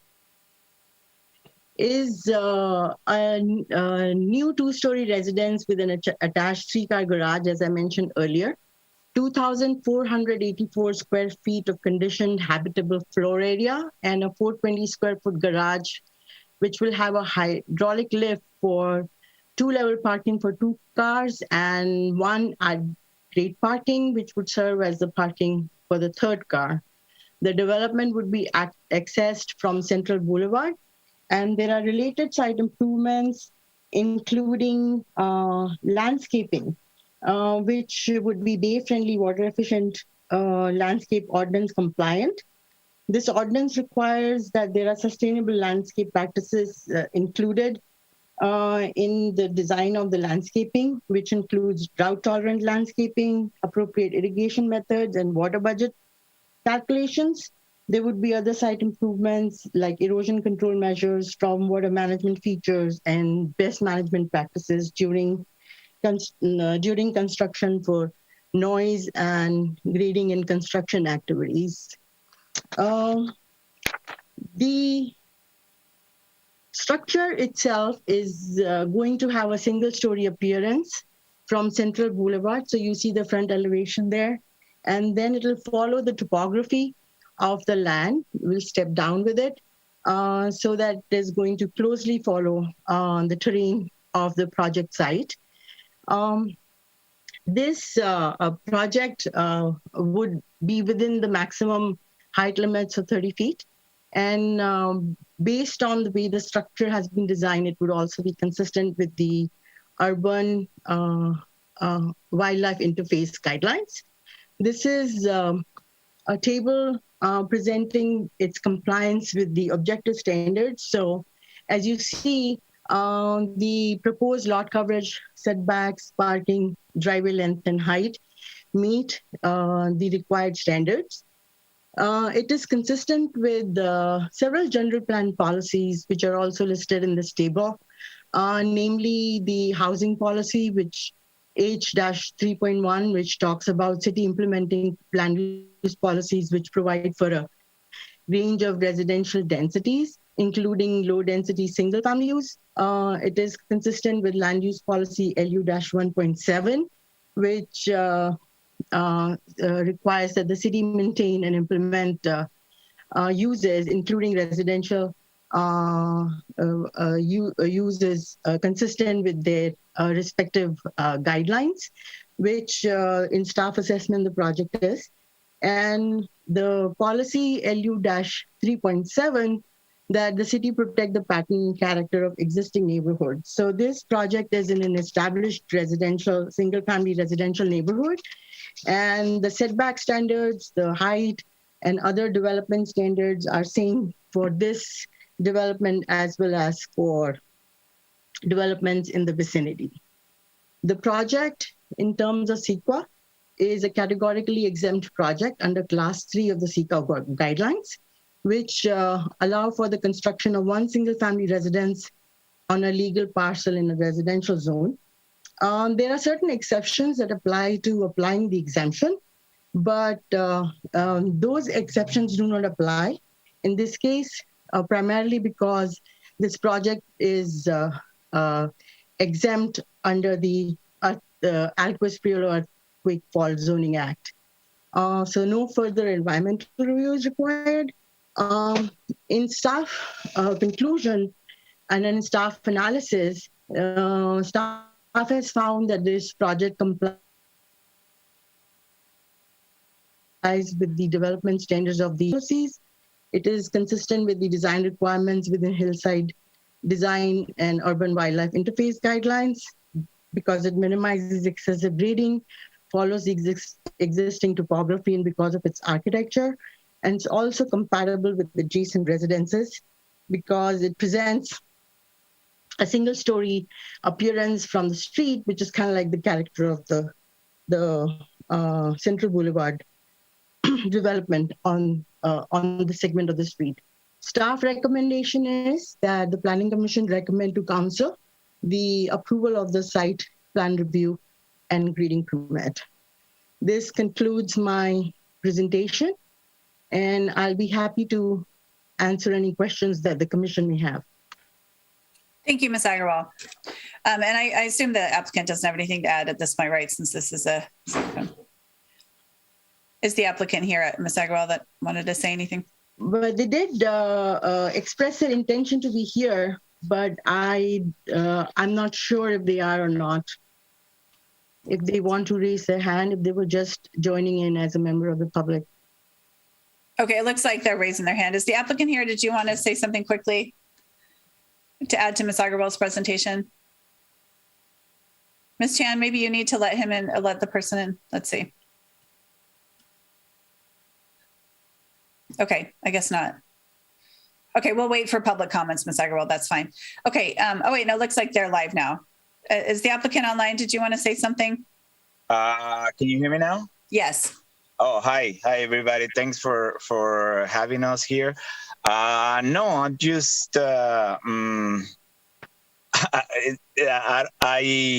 wish everything is under compliant and everything, and we're good to go. It's my first time being on Zoom and my first time doing a project on my own, so so that's all I have to say. Okay, well, thanks. Well, listen in on the comments, and you can comment again during the public section if there's anything you want to add. So thanks for listening in and being here. Thank you. Thank you. Okay, so let's move on to commissioner questions on this item. And commissioner questions. Okay, good. It looks like everyone's good on this item. I do have one question from Ms. Agarwal. Have there been any other like seismic issues or any other landslide issues or anything like that with homes in the neighborhood? Because it is a pretty steep lot. Yes, and that's a question I will defer to our engineering staff. I believe Mr. Scott Wilkstrom is here, and he can talk about the geotechnical and geologic issues in the vicinity. On this project, as I said, a preliminary geotechnical investigation was done, and a peer review of that report wasn't required because of the Alquist-Priolo Earthquake Zone Act exemptions. But Mr. Wilkstrom can speak to that better. Thank you. And my name is Scott Wickstrom, Development Services Engineer. And to answer your question, this is right at the edge of the steep hillside going up. There are certainly and historically have been landslides in the vicinity and in the area. And it is part of or within the Alquist-Priolo fault zone. They did, as Ranu has indicated, complete a preliminary geotechnical study that had found that the site was suitable for development. So while there is that potential in the neighborhood, they have done a site-specific geologic or geotechnical evaluation and found it suitable for development. Okay, and then the other question is, because it is such a narrow lot compared to the lots near it, is that any concern that when they sort of dig into it, put in whatever this, whatever they need to stabilize a house, will that be a concern because it's such a narrow lot? Because there isn't going to be so much room on either side to absorb the energy that it will take to be pounding into the hillside. Yeah, that's not really a long-term stability question. It's really more of a constructability. It's going to be challenging for the applicant to get in there. I mean, certainly a house like this on a hillside will almost certainly be founded on some sort of a piers. It's a constructability issue, but that's not something, something that can be overcome with proper construction methods. Okay, thank you. So no other questions from my fellow commissioners. Then let's move on to public comments on this item. Ms. Chan, looks like there is one person's hand raised. Oh, it's the applicant. Ms. Chan, would you please moderate that section? Thank you, Chair. So if you wish to speak and you're using the Zoom application, please click the raise hand button. Oh, the hand went away. Okay.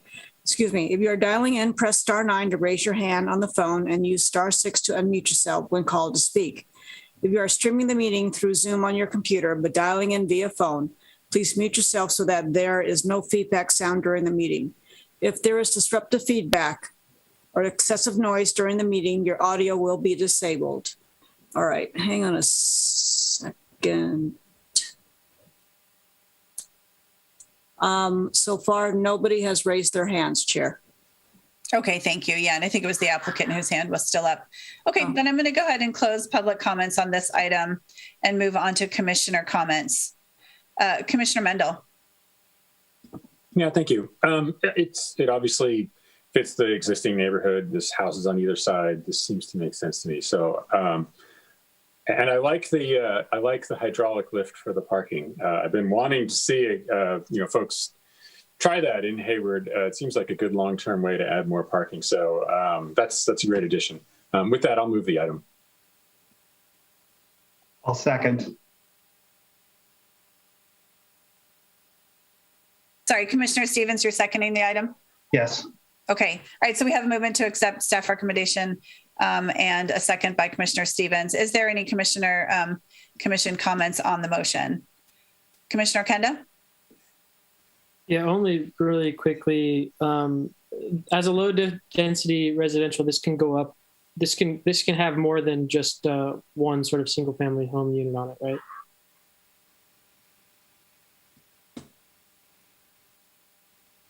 Ms. Agarwal, do you want to answer that question? You're muted. Can you? There you go. It can have a second unit and ancillary structures, but not like a second single family home or anything else other than what we would call an ADU and a single family residence. All right. Just wanted to ask. Thank you. Commissioner Bonilla? I just wanted to say that I think that this is a nicely designed project, and I'll be supporting it. I just had, a little concern about it being on the fault, so I just hope the builders, take a lot of care with that. The landslides. There was one, not too long ago. So, just wanted to say that I think this is well designed, and I'll be supporting it. Thank you. Thank you, Commissioner Bonilla. Anyone else? Commissioner Ali Sullivan? Yeah, I'll also be supporting of this project. It looks really good. I also like the lift in the garage. It'll be interesting to see if we see that in additional houses coming into the city.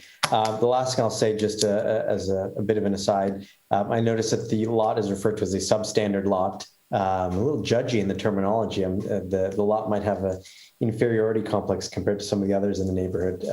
Outside of that, I think they did a good job of crafting a nice building on a challenging lot. Okay, great. I agree. I thought the parking structure was kind of a cool way to solve some parking up there. And I'm concerned about the slope and the narrowness of this lot, but yeah, that will be a construction thing. And it's no different than any of the other houses that are already on the street. So I don't see any reason to be too concerned about that. So, all right, let's move on to a vote. We have a motion by Commissioner Mendel, a second by Commissioner Stevens to approve the staff recommendation with no amendments or anything like that. So Ms. Chan, if you could call a roll call vote on this one. Thank you, Chair. Commissioner Ali Sullivan. Aye. Commissioner Bonilla. Aye. Commissioner Goldstein, Aye. Commissioner Mendel, Yes, and congratulations on a great first project. Commissioner Okenda, Sorry, yes. Commissioner Stevens, Yes. Chair Roche. Yes. Thank you. Thank you. With that, the motion passes with 7 votes. Thank you. Okay, and good luck to the applicant. Let's move on to our third item of the evening, a proposed major automobile repair use in a former automotive specialty shop facility located at 629 Jefferson Street, assessor parcel number 452-0068-013-00, requiring approval of a conditional use permit, application number 202-002-682. Riaz Qureshi and Amjad Patel, forgive me for my pronunciations, for DeVargas Auto Body applicant, and Haroon Khan as the property owner. And do we have a staff report? I am just gonna start sharing my screen. Thank you, Ms. Agarwal. Can everyone see? Not yet. Give me 1 second.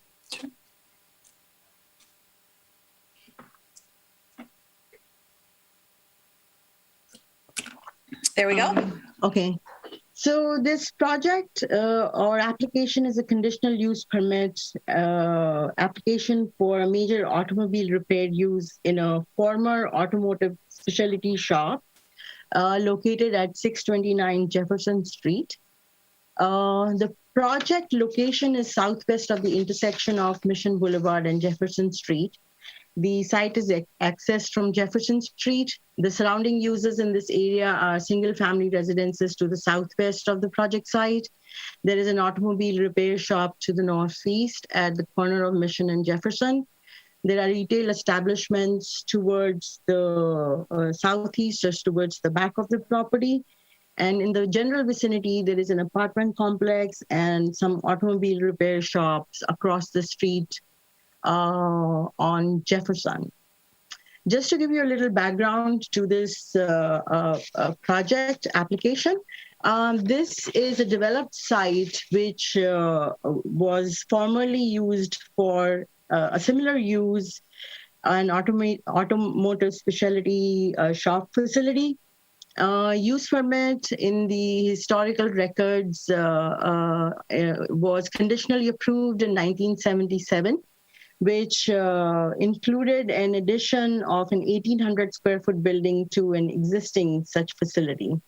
And the conditional use permit at that time also included landscaping in 6 non-angle parking spaces in the front of the property. Some of the requirements of this permit, it didn't seem were established or were continued, particularly the landscaping. Right now, the application, as I said, is for major automobile use, which was submitted in July of 2020. The project site is a 13,518 square foot rectangularly shaped parcel. And it has about 68 linear square foot of frontage on Jefferson Street. It is predominantly paved and developed.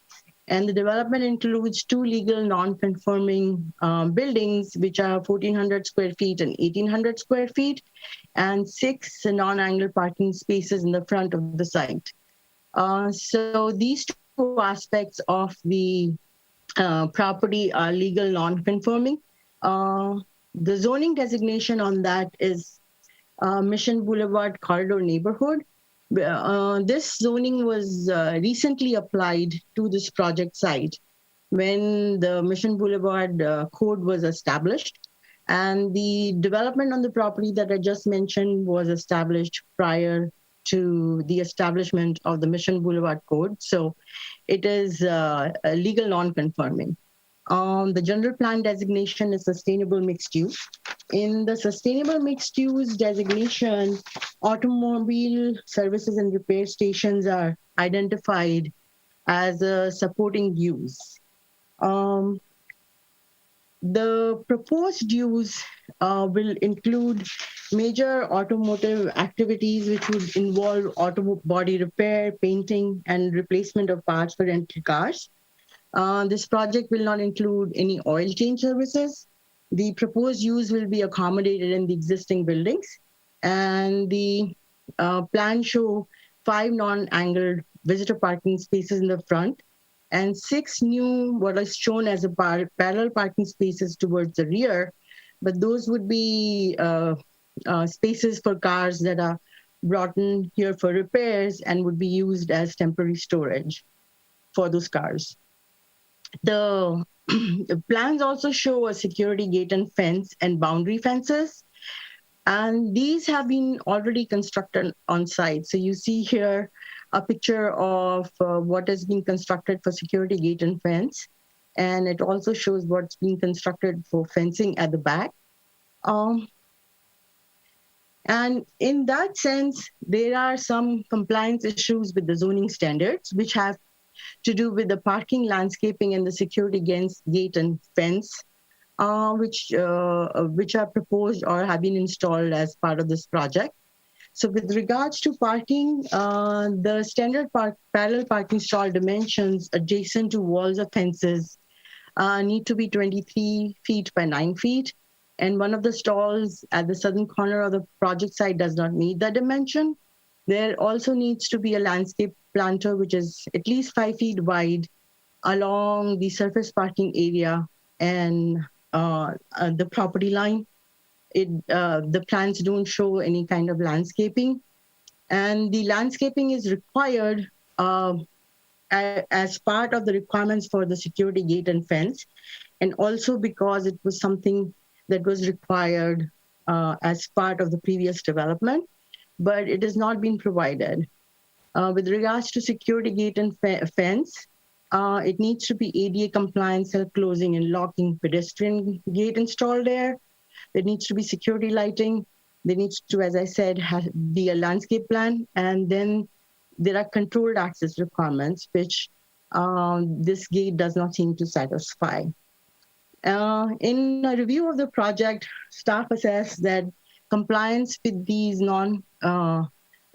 these items could be achieved through conditions of approval. And I would like to draw your attention to condition of approval number 16 for the parking. Number 15 for the security gate and fence, where they have to come back in with plans for review by fire and by planning, so that we can assure that it comes up to code. And then condition number 18 to 24 for landscaping. The project's sustainability features are that there's going to be reuse of 2 existing buildings, and the landscaping that is going to be added to the site would need to meet the water efficient landscape ordinance standards. And if there is going to be any future construction, it has to meet the California Building Code and Cal Green standards. Again, this is a slide on the general plan policy consistency for this project. And it has to do with developing properties which are abandoned, obsolete, or underutilized, and encouragement of commercial and industrial development. So as this property is currently not occupied because the use discontinued, it would be beneficial to have a use being accommodated in this facility. With regards to CEQA, it is categorically exempt pursuant to section 15301 of class 1 of the CEQA guidelines, because this is an automobile repair use which will be accommodated in existing facility. There is not really an expansion of any physical development, and it involves negligible expansion of the former use, which was kind of like a similar use in this property. There were some public comments received on this project, 2 to be sure. One after the agenda was published, and one when the notice of receipt of application was sent out.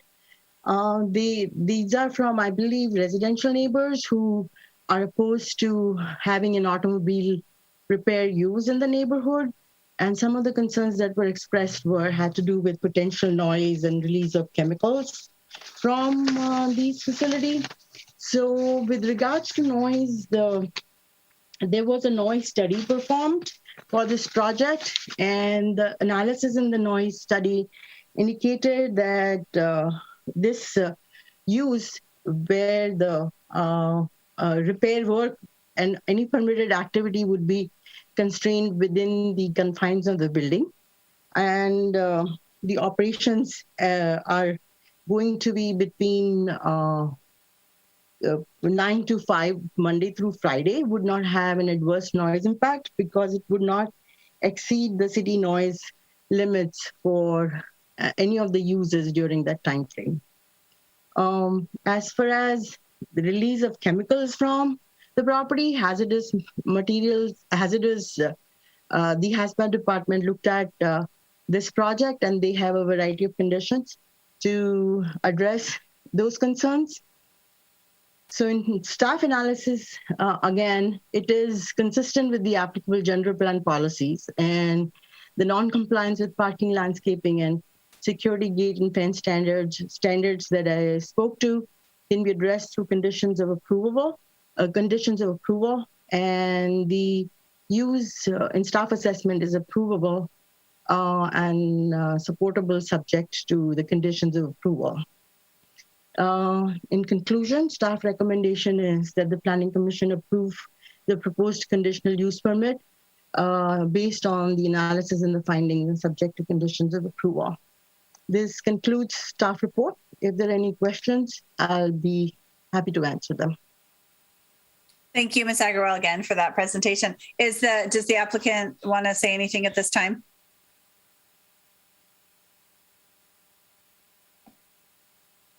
Do you know, Ms. Agarwal, is the applicant even here? They also had asked me whether they need to be here. I told them it would be a good idea, but I don't know if they're there or not, or if they just came in as a member of public. So okay. Okay, let's move on to staff questions. Commissioner Mendel. Thank you, Chair. So the presentation you put up, it showed a picture of the existing fence right now, which is, I don't know if you can, it was in the middle of the presentation. Let me just. Yeah, it's page 6, slide 6. Yes. So that's not the, that's not the most attractive fence ever, but it's a decent looking fence. It's obviously not a chain link fence, so that's, that's a plus. This one, the wood fence? No, let me ask my question before you. Okay, sorry. So I'm just talking about the fence right in the front of the image there. And it sounds like, if I'm understanding this correctly, that's going to be replaced. And page 2 of the staff report at the very bottom, it mentions that it would be a new cyclone fence and gate. A cyclone fence, in my mind, is a chain link fence. Right. So before you jump in, hang on. So that seems like a step down in terms of the visual appeal. And so is that the requirement, or am I misunderstanding what the requirement is? So what they did was they showed, when they submitted the plans, a cyclone fence right here as a security gate and fence. But while the project was in process, they went and installed a fence, which looks like this.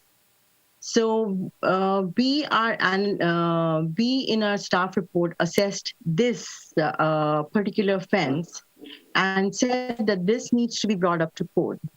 So if they had gone and done something like this or hadn't done this fence at all, then we would have spoken to this element of what they showed on the plans. But this was something that they installed while the project was in process. All right, you didn't really answer my question there. So okay. let me try again. It sounds like there's 2 different fences being talked about. The one in the picture is located at the edge of the property, the far right of the diagram above the picture. Is that correct? This fence is equivalent to what they're showing here. So I asked a yes or no question. So is that a Yes. no? The fence that is pictured there is actually in the middle of the property? Yes. And I was just kind of pointing out where the general location is on the plan. Okay. So, all right, at least I understand now. So, and the staff report mentions that that's going to have to be replaced and be replaced with a cyclone fence. No, the staff report mentions that this fence has to come up to code compliance. And the staff report then lists out the area where this fence that they went and installed while the project was still in process is not in compliance, which has to do with. So I got that. I got that part. I got that part. And I'm fine with getting it up to code. Page 2 of the staff report, the bottom paragraph, the project also includes, I'm quoting now, new 6-foot tall wood fence along the southern and southeastern boundaries of the project site, and includes a new cyclone fence and gate, security fence and gate facing Jefferson Street. So is that an error in the staff report? It's not going to be a cyclone fence? The staff report further goes on to say that the security fence has been already installed while the project is in process. So when on page 2, staff actually had attempted to just speak to what the plans showed. So my apologies if that didn't come through clearly, but the second page is talking about what they're showing on the plans. And then further down the staff report, the fact that this fence has been installed while the project has been processed is indicated. I think I can just answer. Please, Jeremy, thank you. I think what we're looking at is that the original applicant, the original portion of the staff report reflected what was reflected in the application, which was the cyclone fence. But since they've installed a nicer security fence that doesn't meet our code, what we would like to see is we would like them to upgrade what's out there currently to meet our standards. We are not wanting them to replace this with a downgraded cyclone fence. All right. Thank you. That was an answer to my question. Thank you, Chair. Well, if it helps at all, I drove by there today and that fence is no longer there. The poles are there, but that fence is no longer there. So I don't know, maybe they're trying to bring it up to speed, but that fence that you see in that picture is not there. So I don't know where they're doing, what they're doing with that. Okay. Let's see, Commissioner Ali Sullivan. Thank you, Chair. So I'll say I can objectively say this is not the most attractive project we've seen tonight. With that said, question to that attractiveness. I'm not just making a comment. I do have a question. Condition of approval 6, the owner shall maintain in good repair all building exteriors, walls, lighting, drainage facilities, landscaping, driveways, parking areas. The premise shall be kept clean and weed free. The facilities, it's not a nice looking building. It looks like there's mold on the side of the building or moss or something going on it. It could use a couple cans of paint. There's weeds all over the cracked concrete.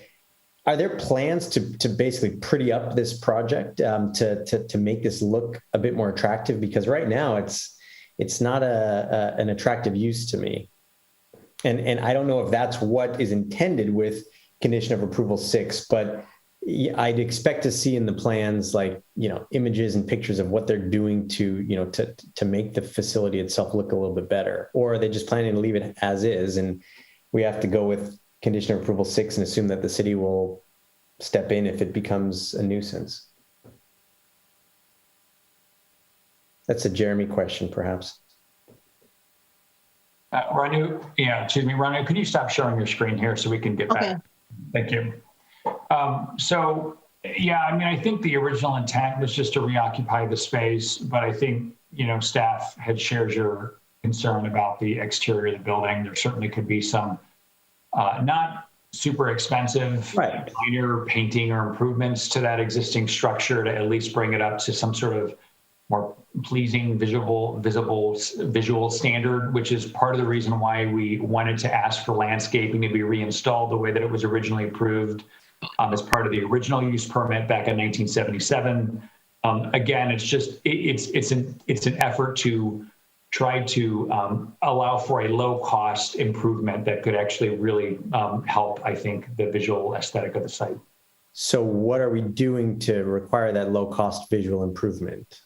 I don't know if that was that specifically added as a condition of approval, because I think definitely, making sure that they paint the exterior of the building or doing something as part of that would not trigger site plan review. It would not trigger any other, discretionary process by the city. It could be a very easy thing, but I would also be interested to hear what the applicant is willing to do to address your concerns. Okay, so I'd love to hear about that. The last thing I'll say, Jeremy, you got to it, but I am also very thankful that staff has included detailed requirements around the landscaping piece of it, because it is sorely in need of some greenery. So thank you to staff for requiring that. Is the applicant on board, and are they willing to speak to if they're willing to put a couple cans of paint on the building? And if they're not, I'll probably have some comments as a condition of approval after we have public comment then. Thank you, Chair. Thanks. Is Ms. Agarwal, do you know if the applicant's on, because there's a couple people with their hands up on the guests, on the public comment list. I don't know if it's one of the, I guess we'll wait till public comment. So if the applicant is online, remember these questions. Okay, let's see. Do we have any other, I'm sorry, I was in the chat. Let's see, any other questions from commissioners? Commissioner Mendel, no, you put your hand down. Okay. I wanted to ask, looks like there are no other questions. I wanted to ask, what is the difference between a major automobile repair shop and a specialty repair shop? The specialty repair shop is not a classification which is in the current zoning code. This was back in 1977. And when this previous use permit was approved, in research, staff did not find a specific definition of automobile repair shop, but there were references made to in the text of this use permit, which indicated a similar use, like repairs and paint and body work and similar use. Okay. And then, because my question is, it looks like they're going to be adding car painting on at this site. And so it seems to me that's sort of an increase in potential chemical consideration for the neighbors that are literally like right over that fence. So I'm wondering what, is that true, and what the consideration is for that? Well, the hazardous materials division reviewed this project, and they have placed conditions in here, and I can point you to what those conditions are. It is condition 31 to 41. Okay. Where they would most likely need to get a spray paint booth permit if where they're installing one, and they're going to have hazmat reporting requirements and other requirements that have to do with the storage and use of flammable and combustible liquids. Okay. And then I was wondering, were the neighbors, I mean, I think it's maybe 3 houses that back up to this, maybe 4. Were they, besides just being mailed a notice, were they actually did somebody go talk to them? I talked to one neighbor on the phone, on a call, which was just yesterday is when I received a call from him. Since I had taken over this project, I knew of a comment from a previous neighbor when the notice of application receipt went out, but there were 2 comments, and one of them I had spoken to yesterday, and they'd wanted to attend the meeting, and okay, maybe we'll hear. They're here. Yeah. Okay, maybe we'll hear from them in public comment. Okay, the other question I had is just, so it seems like, there's several things that you feel like are in non-compliance, the landscaping, the fence, the parallel parking. And it seems like the landscaping is going to be a big issue, because it seems like they're going to have to do something. I mean, it's all cement. Won't they have to be digging into the ground or something to create this landscaping? The landscaping areas were specified in the landscape conditions, and there is an area where they have mulch in the front. They would need to install the 5-foot wide planter along the southwestern boundary. Okay. And they would need to do the irrigation, because that is a requirement. So I don't know how much of the paving they have to rip out and replace for that, because it's something that happens post-planning entitlement. Okay, and so you said that these are things that you feel like they're non-compliance for, but they can be handled in the conditions of approval. But I'm just curious, because it seems like that's a number of things, and I just wonder, maybe this is for public comment, but if, like, at what point is the plan not ready because it's not compliant? Respond to that briefly. The use, Go ahead, Jeremy. The use permit for the major automotive repair was for the actual activity that was going on within the buildings, as well as the outdoor storage area, because what was there previously did not, to my understanding, did not include a bunch of potential vehicles that had been involved with collision. And so staff wanted to make sure, obviously, that, from a use perspective, that there were conditions that were applicable to that. All of the other conditions that we're referring that are in non-compliance were actually required as part of the original, relating to landscaping, a part of the original use permit. So we're just obligating them to do what was originally a part of the original entitlement. We just want that to be, that landscaping to include drought tolerant, obviously meeting our current standards for landscaping. The new addition, which was not envisioned originally, which is the security gate, and that is something that does not require a conditional use permit. That is not something, even landscaping does not require a conditional use permit. That is something that can be handled at staff level as part of site plan review or just site improvement. So nothing specific related to that is directly tied to the use permit, except for that these were tied to the previous use permit, and we would like to make sure that they are brought back up to code the way that it was originally envisioned for that activity. Okay, and then my last question is, the buildings were legal non-conforming. Does that mean if they were to tear down the buildings that they would have to build something different because they're grandfathered in, basically? Correct. Okay. The conditional use permit, well, if they were coming in today, the building couldn't be located where it was located. It would need to be closer to the street. The whole site would have a completely different configuration to comply with our existing form-based code that we adopted last year. So if this were a brand new site, they would need to come in and comply. But since this is an existing site with existing re-tenanting of an existing building, they are considered legally non-conforming from the building and placement perspective. Okay, thank you. Sorry, everyone, for my questions going on a little bit longer, but I don't see any further questions from the commissioners, right? No other questioners, no other commission questions. So let's move on to public comments for this item. Ms. Chan, if you could facilitate that. Thank you, Chair. All right, if you wish to speak and you're using the Zoom application, please click the raise hand button. If you're dialing in, press *9 to raise your hand on the phone and use *6 to unmute yourself when called to speak. If you are streaming the meeting through Zoom on your computer but dialing in via phone, please mute yourself so that there is no feedback sound during the meeting. If there is disruptive feedback or excessive noise, your audio will be disabled. All right, Chair, we have several speakers. I'm going to call on the first one. Okay, it is a phone number that ends with 590. Please unmute yourself.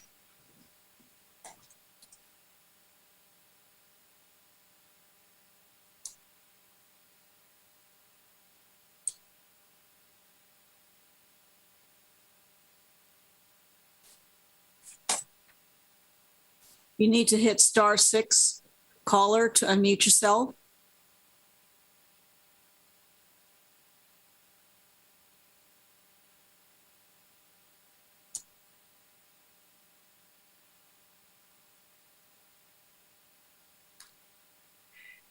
Looks like they can't quite get that. Maybe move on to the next person. We'll let them try to circle with that. Thanks. Caller, we're going to go to the next person. Well, I'll come back to you.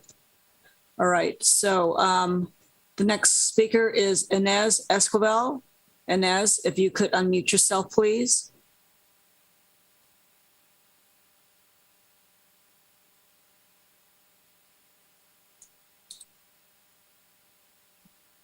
Hi, can you hear me? Yep. Yes, we can. Okay. Hi, my name is Inez Escobar, and we live a few houses down on Jefferson Street from the property.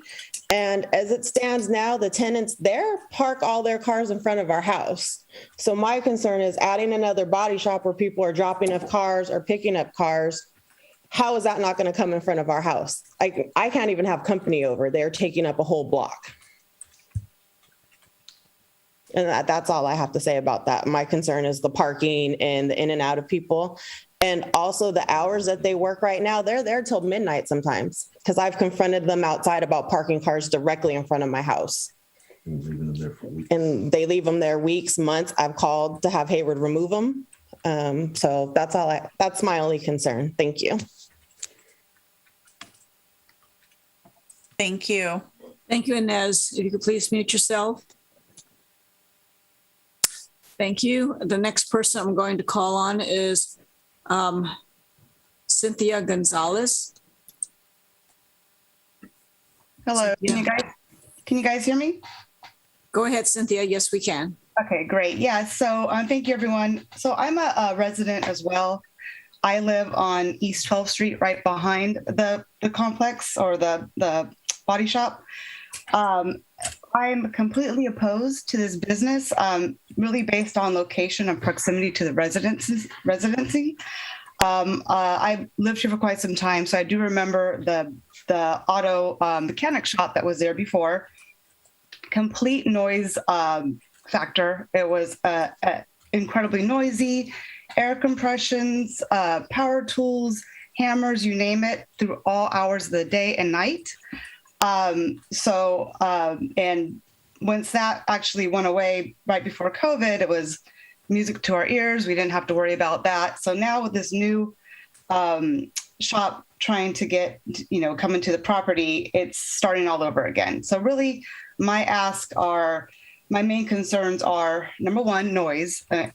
Granted, I'm very curious with that noise research analysis, how they can say that there's not going to be any noise or noise is going to be contained in the facility, because that was not the case in the very first shop. So noise is definitely going to be another factor. Also, huge concern is the chemicals. A lot of the paint, primer, fumes, that's all hazardous. And again, the hazmat analysis to me, lines 31 to 41 mean nothing. I don't know what that means, but I can tell that those fumes, the chemicals that will be coming from cars that are parked, that are damaged, oil spilling, who knows, it's going to be definitely hazardous to me and my family.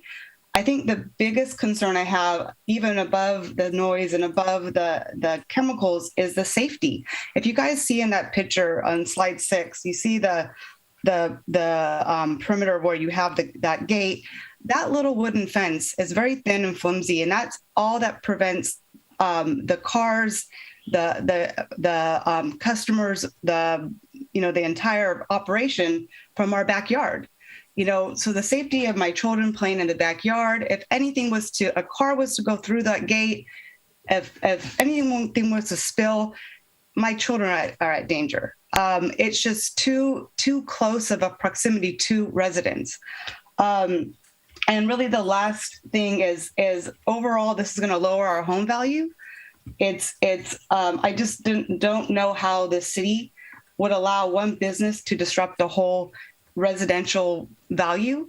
As you guys mentioned, a new zoning or a new type of business, and this type of business would never be this close to residents. Excuse me, Cynthia, you need to tie it up. Your time is up.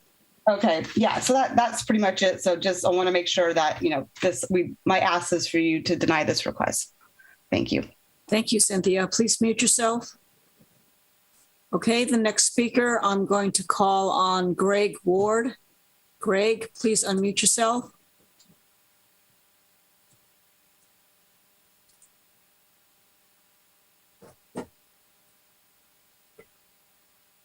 Greg, can you unmute yourself, please?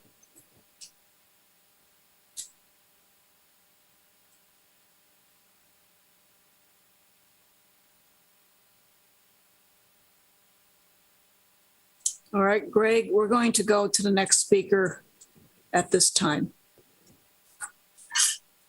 I'm going to call on Jeffrey. Jeffrey, can you please unmute yourself? Can you hear me? Jeffrey, go ahead. Hi. So I'm pretty much one of the houses that's right behind that auto shop. I've been living there for like since 2019. And before, just an auto shop, but they were working a lot. Like, you know, I guarantee, I know I'm a business owner, so I know there's deadlines. So sometimes like 7, 8 o'clock at night, you hear them work. And they do have lifts. So my major issue was every time was like the backyard, it's kind of high. So if a car does fall over, it will go like pretty much go over our backyard or through our house if it ever does happen. Cynthia was actually good on telling you what's going on, but I was just really concerned about the major auto bodies. Like when you say major, I mean, you're talking about paint. And I know that there's no parking here. There's a lot of cars parked on the side. And how much more that we need more auto body shops here that are, there's like already, 4 already right here around the corner. And how many more do we need, you know? I mean, I know that they want to open a business. I get it. The place looks like it's never been remodeled or looks like people just left and that they're going to throw somebody else in there, you know? I would say no. I have a kid. He plays in the backyard with, he plays basketball in the backyard, you know? And I know that they do work on cars and it does smell like, you know, exhaust fumes and when they're starting it and when they're trying to get the car fixed. But I was happy that they're gone. And I really don't want another automobile company coming out here and making bills or any, you know, fumes coming out of my backyard. That's all I got to say. I would say no. Thank you. Thank you, Jeffrey. Could you please mute yourself? Thank you. I'm going to call on caller with the phone number. Last 3 digits are 590. Can you unmute yourself? You would hit *6 to unmute yourself.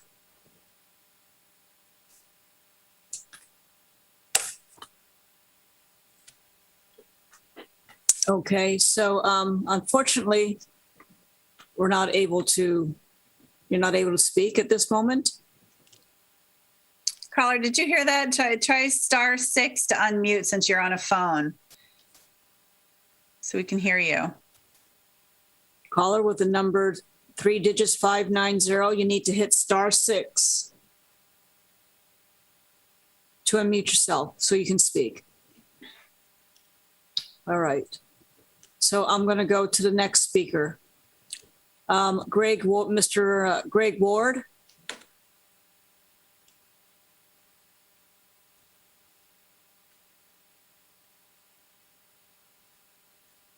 Greg Ward, please unmute yourself so you can speak. There we go. There you go. I'm sorry. Whoa. Okay, so if you have your computer or TV on, or something, okay, go ahead. Okay, hold on. Wait one. Let me make. You're probably listening to the meeting. Okay, wait one. Don't go away. There we go. Is that any better? Yep, there you go. Okay, how you doing? All right, you're still having feedback? Yeah. So I don't know what the problem is. It seems like something's trying to keep me from speaking here. Yeah, you might have your sound on your computer or on your phone, listening to it, or on your phone. Yeah, you're going to need to either turn the meeting down or off if it's on the phone while you're speaking. Then you can go back on to your phone for the meeting. But if you want to speak, Mr. Ward, are you there?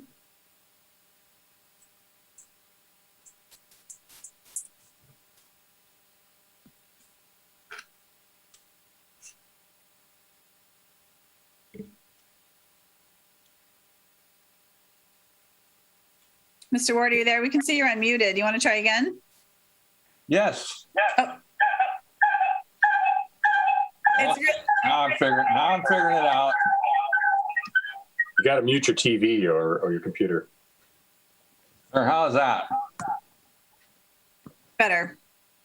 I'm not sure what I'm supposed to mute here. That's okay. Why don't you try? Maybe you can make your comments quick and we can get through it without the echo being too bad. Okay. I'm a friend of the owner. I'm helping him with his conditional use permit on the front building. This is untenable, huh? It's pretty bad. There's something on. You have something on besides what you're talking into. I don't. Okay, wait one.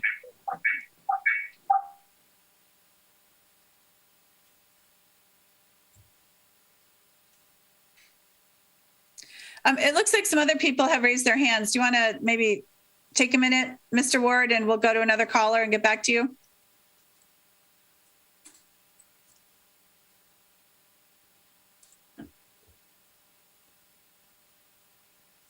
Yeah, Mr. Ward, just in case it's clear, you can only talk through one device at a time and mute the other devices. Okay, I think I was able to mute him. Okay, I'm going to call the next speaker. Great. All right. We're going to try telephone number 590, ending in 590 one more time. If it doesn't work, I apologize. Please unmute yourself. You need to hit *6 so you can speak. Hi, can you hear me now? Yes. Great. Yeah, yes. All right. You need to turn down any devices that you might be watching the meeting with. We're having feedback.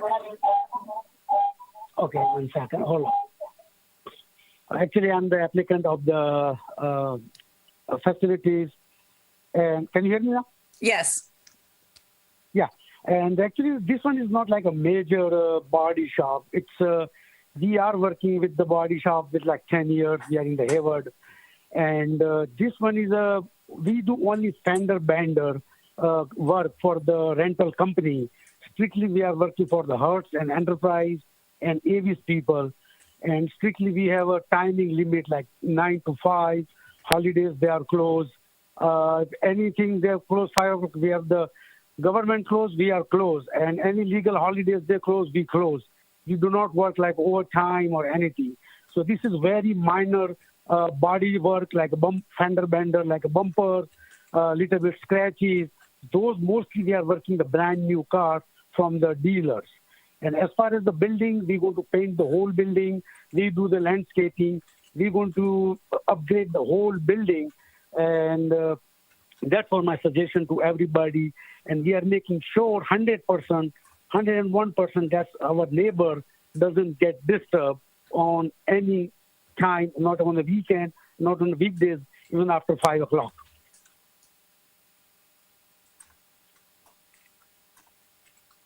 Got it?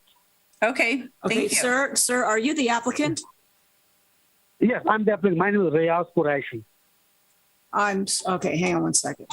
Your name is very minor. Oh, you're I'm sorry. Riyaz Qureshi. Yeah. You are Riyaz Qureshi? Correct. All right. Thank you. All right. Are you finished? Have you finished? Yeah, that's what my wonder is like. We do work strictly 9 to 5, and we don't do any private or big jobs. We don't do any oil change. We don't do any welding, no hammer things, no noisy thing. The only we are working for the rental corporation for last 10 years, Hertz, Avis cars, and Enterprise cars. And all brand new cars and very minor scratches and minor fender bender work on our shop. That's why we select this location. And we're going to upgrade the whole building. We do the painting. We're going to paint the whole building. We do the landscaping and all the final condition from the city. We will provide you before we open the business.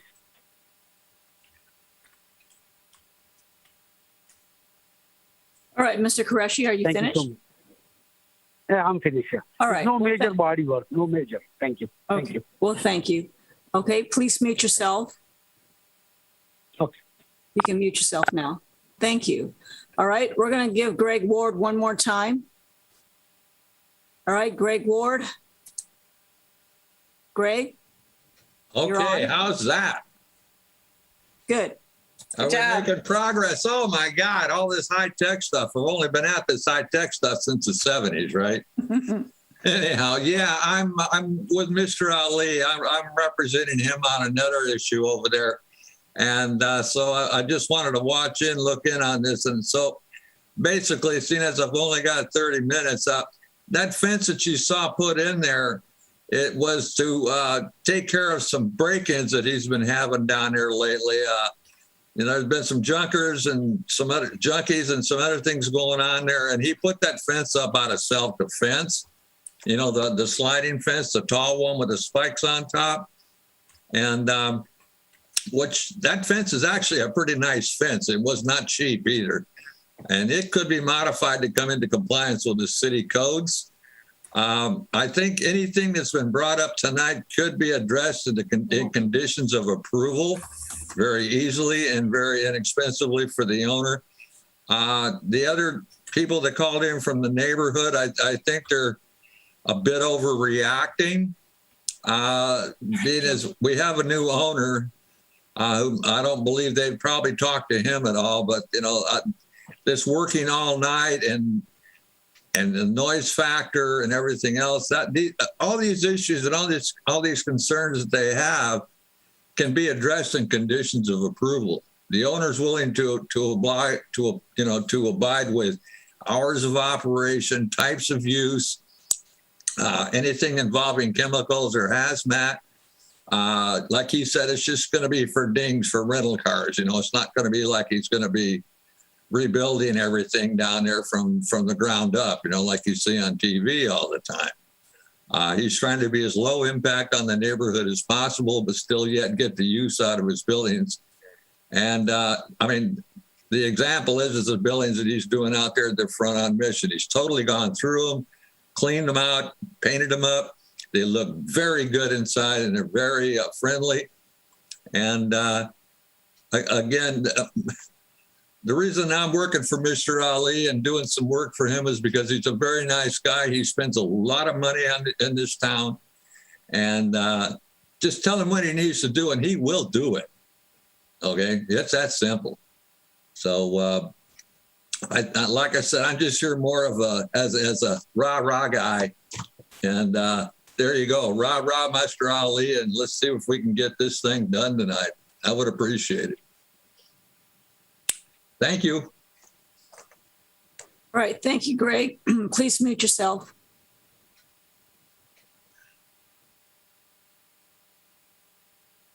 All right. We have one more speaker. I have Riaz. Please unmute yourself, Riaz. So that's the applicant's name. I think he already spoke on a different line. So right. I think that's covered. All right.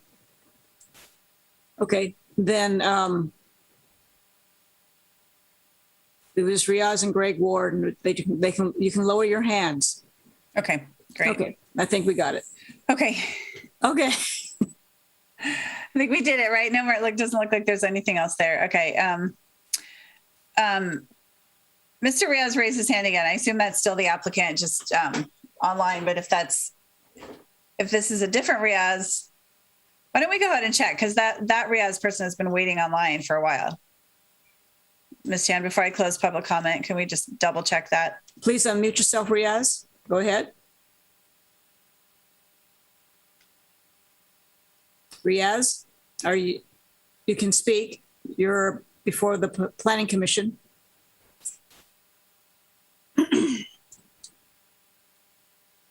All right. So all right. I think yeah, that's fine. It might have been the other device he was on when he had to mute himself earlier. So we'll put that to rest. All right. Thank you, Ms. Chan.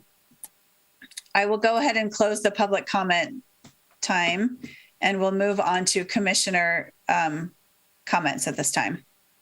Let me go back to see here. I think I saw, sorry. Okay. And I think Commissioner Ali Sullivan. Yeah, thank you. Appreciate getting some of the comments from the applicant. I know we had a little bit of technical issues there. It sounds like the applicant is doing a fair amount of work to the building, and is planning to do that, although it's not reflected in the plans that we're seeing tonight. And so I'm wondering if, I mean, I hate to add additional conditions of approval. I'm wondering if it makes sense to bring this project back with a clear sort of illustration of exactly what the applicant is planning to do to the building, because even the project plans, they were just, pencil line images. It was not clear what was being done. And when I first saw the project, I was really wondering, why is this coming to us? It's not clear what they're doing here to the building. And so I don't know if that's, how that would work. Perhaps it needs to be continued, but I think having a real clear understanding of exactly what they plan to do to the facility would be helpful for me. Okay, thank you. It seems not fully finished. All right. Thank you, Commissioner Ali Sullivan. Commissioner Kenda.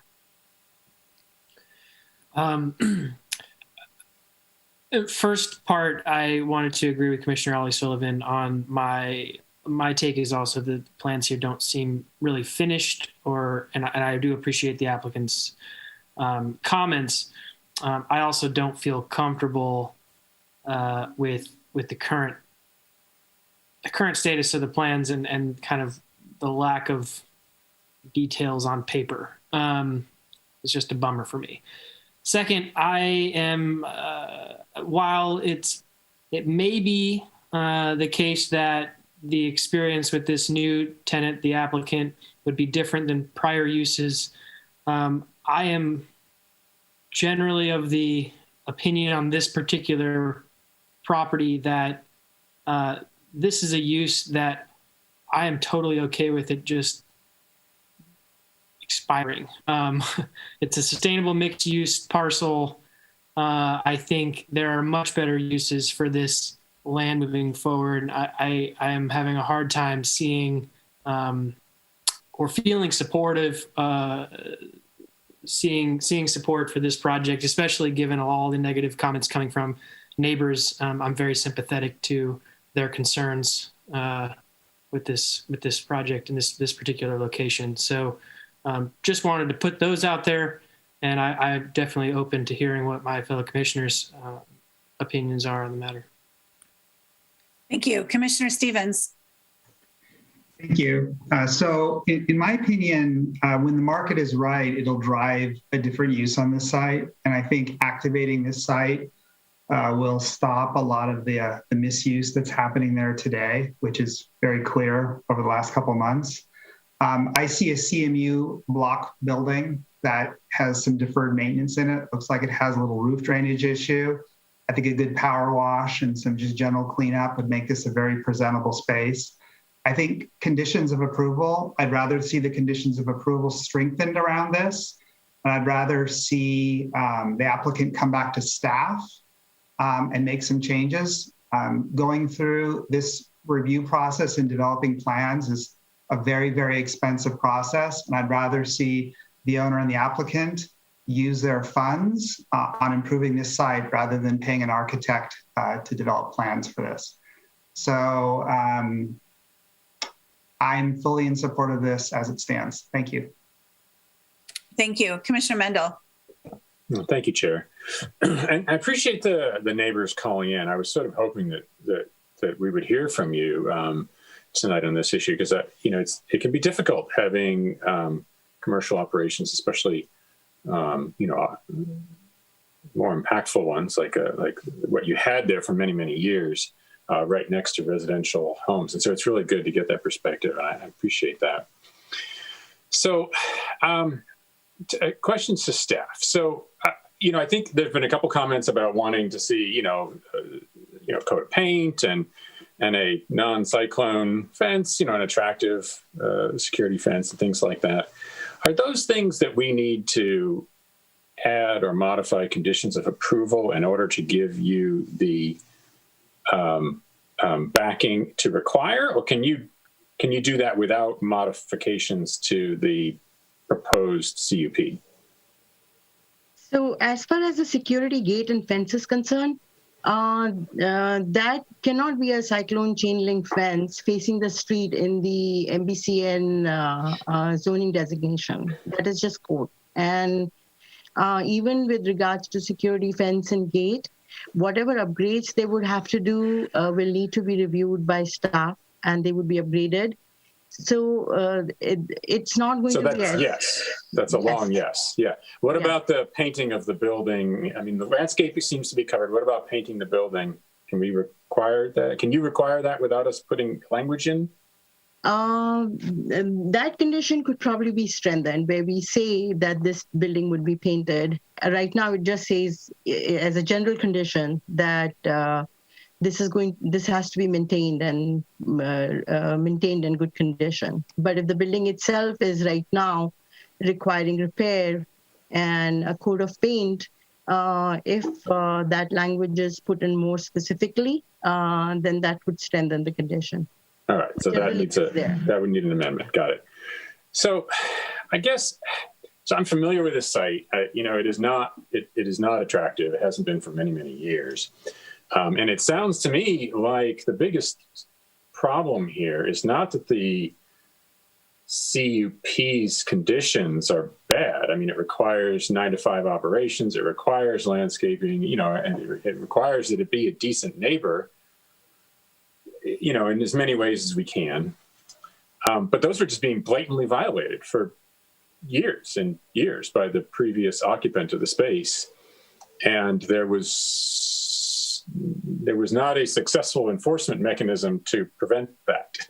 Maybe because it wasn't reported to the city in the best way. I'm not sure.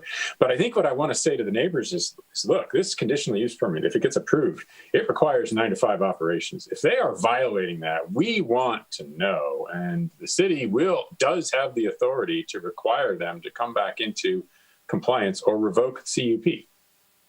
That's how a conditional use permit works.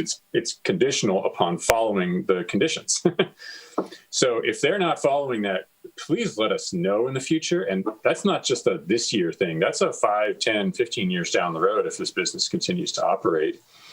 And we're kind of the city is counting on being told when there's violations. And so hopefully those of you who've sort of been listening to this and have a sense of what those conditions are will feel empowered to use the city to help enforce those rules in the future, should this get approved.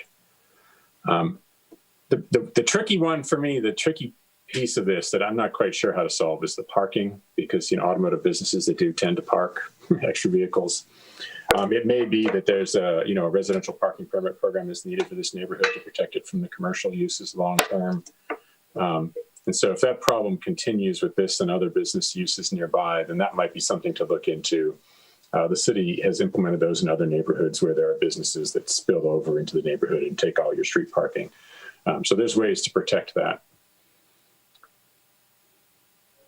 Yeah, I think I'm inclined to support this, but I'd like some assurance from staff that if and when there are reports in the future from the neighbors about violations of the CUP, that the city has the authority and will exercise it to make sure that the business comes back into compliance or is shut down. So Jeremy or Ranu, could you respond to that, please? Yeah, and we can absolutely do that. I would just request from the commission that if you're inclined, and these are things like improvements, and many we talked about painting, we want to make sure that we're managing expectations for the applicant as well as for our own staff. And if that's something that you would like to see, we can, it is part of the findings of not having a negative impact on the neighborhood, visual quality of life. You could add certain conditions that specifically tie back to not only the operation, but how the site looks. And so if that is something that you would like, I would prefer that you make an amendment to add those conditions in there, just so that way it adds some more teeth. I think what happened before is that the old use permit in 1977, as Ranu pointed out, was for a use classification that no longer exists. And so one could argue, well, whatever ended up happening over the years or what evolved over the years was hard to track down, whether or not they were compliant, maybe they were legally not conforming. So I think, having some very, specific conditions that we could go back to, and that way, if there's violations, that would be the rationale to come back to the commission and revoke the use permit if that were the case. But yeah, I definitely think having the stronger conditions actually helps us with better enforcement. Okay. And it does sound like there's a condition needed for, maintenance of the appearance of the building, paint job, et cetera. So some sentence like that could be added at the end. And maybe staff could work on an additional condition and a sentence that would capture that in a way that works for staff. That would be useful. Thank you, Chair. Thank you. Commissioner Ali Sullivan. Yeah, on that note, I think I've been clear in the past about my lack of preference for doing things on the fly and these amendments. And so, realizing that, I think there's this is maybe 3/4 of the way baked. Is the applicant willing to and I'm actually not entirely sure how this would work, but do we have to ask the applicant if they're willing to hold on the project and take a continuance, or do we make a motion to make that continuance? Because I really would prefer that we vote on a final project versus something that's not quite there and we try and fix it on the fly. And it sounds like the applicant is willing to do this, so I don't think this should take much time. It's just crafting that right language that encapsulates what the applicant is already planning to do. Yeah, so I guess, we would probably vote to continue it, I believe, that's the way we would go. Okay. Yeah, so I think that's your opinion. Let's hear, if it's okay with you, we'll hear the rest of the discussion. Sure, and then see. Yeah, okay. Commissioner Goldstein. Thank you, Chair. I would ask that we add a condition of approval that the applicant not park cars in the residential streets. Okay, great. Commissioner Bonilla. So I agree that these conditions need to be strengthened. I think that the building is an eyesore, and I certainly empathize with the neighbors around the overflow of parking into their neighborhoods, as well as, the health risk and concerns that were brought up. I do appreciate that we do stipulate the hours of operations as part of this approval. So that kind of takes care of that piece. But if Joe got some language, he's kind of, I think we've all been saying the same thing now for a little, for it's 10 o'clock at night. So I think we've been saying, the exterior of the building, the landscaping. So Joe, is there some kind of quick condition you can put together so we don't have to have a continuance on this? But if not, then I would support a continuance because I do want to see stronger conditions included here. Thank you. Okay, thank you. And I think I will chime in, just let's see, and then we'll move on because I'm sort of getting out of order, and I think Commissioner Stevens spoke once already. But I wanted to add, there was comments about the fence, the wood fence, and I am concerned. Wouldn't a operation like this need a more some sort of reinforced fence? To some of the callers' comments about safety, wouldn't that normally be some sort of cement block fence to have a little bit more reinforcement with potential hazards for the neighbors? So I am concerned about that. Maybe I can ask that to Ms. Agarwal or Jeremy, that if that were sort of put in new today, would there be a requirement that fence be a little bit more reinforced? Because that fence to me seems appropriate, between two houses, not necessarily between an industrial business.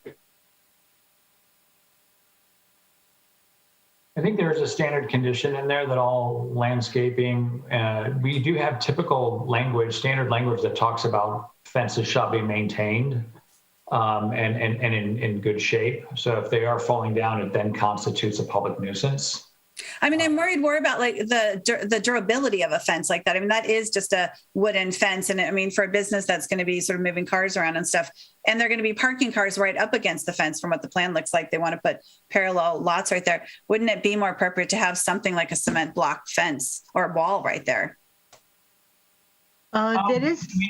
I would just respond to that. That's a little bit challenging because cement block walls, depending on the height of it, require footings, and there needs to be engineered to be structurally sound to be able to understand the weight load. The other maybe concern, I don't know, having studied the site that well, but the other concern would be, what is the impact to the residential neighbors that live on the other side of that? Do they, a wooden fence is usually a little bit more pleasing to look at than a CMU wall. So no, yeah, I agree. But something to reinforce it for the neighbors, I guess, is what I'm getting at. But with that said, I understand I appreciate the applicant calling in and telling us he's willing to, redo the building and make the upgrades and do the landscaping and all of that. But I am of the feeling that this isn't ready. And what I would really like to see the applicant do is work with these neighbors, because that, there's only a specific set of them that are right there on the other side of that fence. And I would like to see some really good communication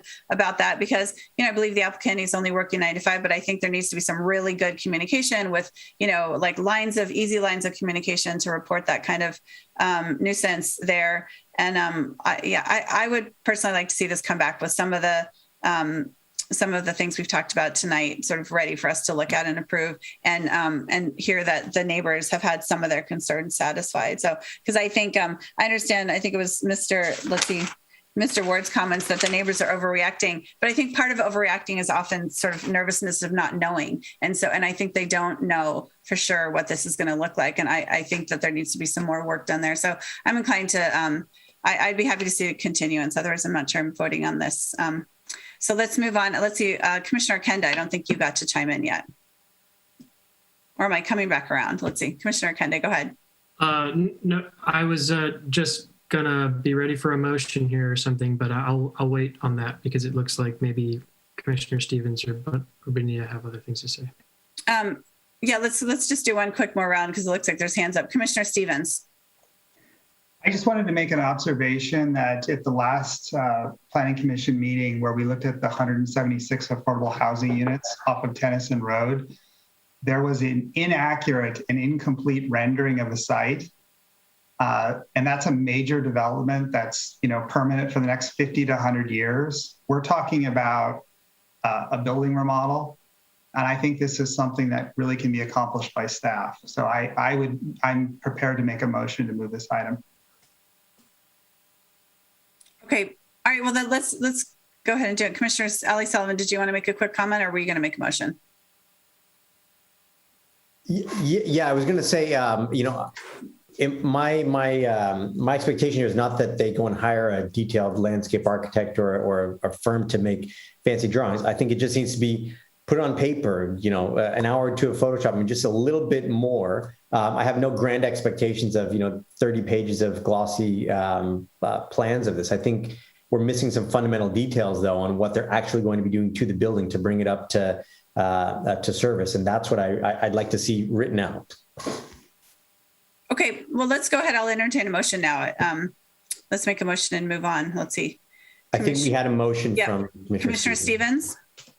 I would make a motion to approve this item, subject to a revision, item PH 21-075, subject to an amendment that there is stricter language that staff could prepare to paint or otherwise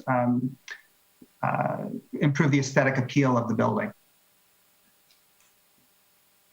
Okay, do we have a second? I'll second that if staff is comfortable they can craft that condition with those directions, which I think were clear. Okay, do we have, so we have a motion by Commissioner Stevens. Do you want to verify that with staff, Commissioner Mendel? Yes. Yeah, Chair and Commissioner Mendel, what time period would the painting be required to be completed by? Within 90 days of the approval or some other time period? Yeah, I think that's a reasonable request. Can you add in there that they can't be parking their cars in the residential neighborhood that are being used at these businesses or being serviced by them? All right, Commissioner Binney, are you adding a friendly amendment? Are you requesting to add a friendly amendment? Sorry, I was wondering if that was included. I'm fine with that if that's okay. All right, Commissioner Mendel. So I want to look at Mr. Brick here again. It's a public street. Can we do that? I think we could probably craft a condition of approval that limits the applicant from using the city street for customer parking when the cars are in their possession. So essentially using it for commercial purposes. They could obviously park their personal cars out there like any other member of the public. But I do have I did craft some language, which I'll put in the chat feature that you can consider.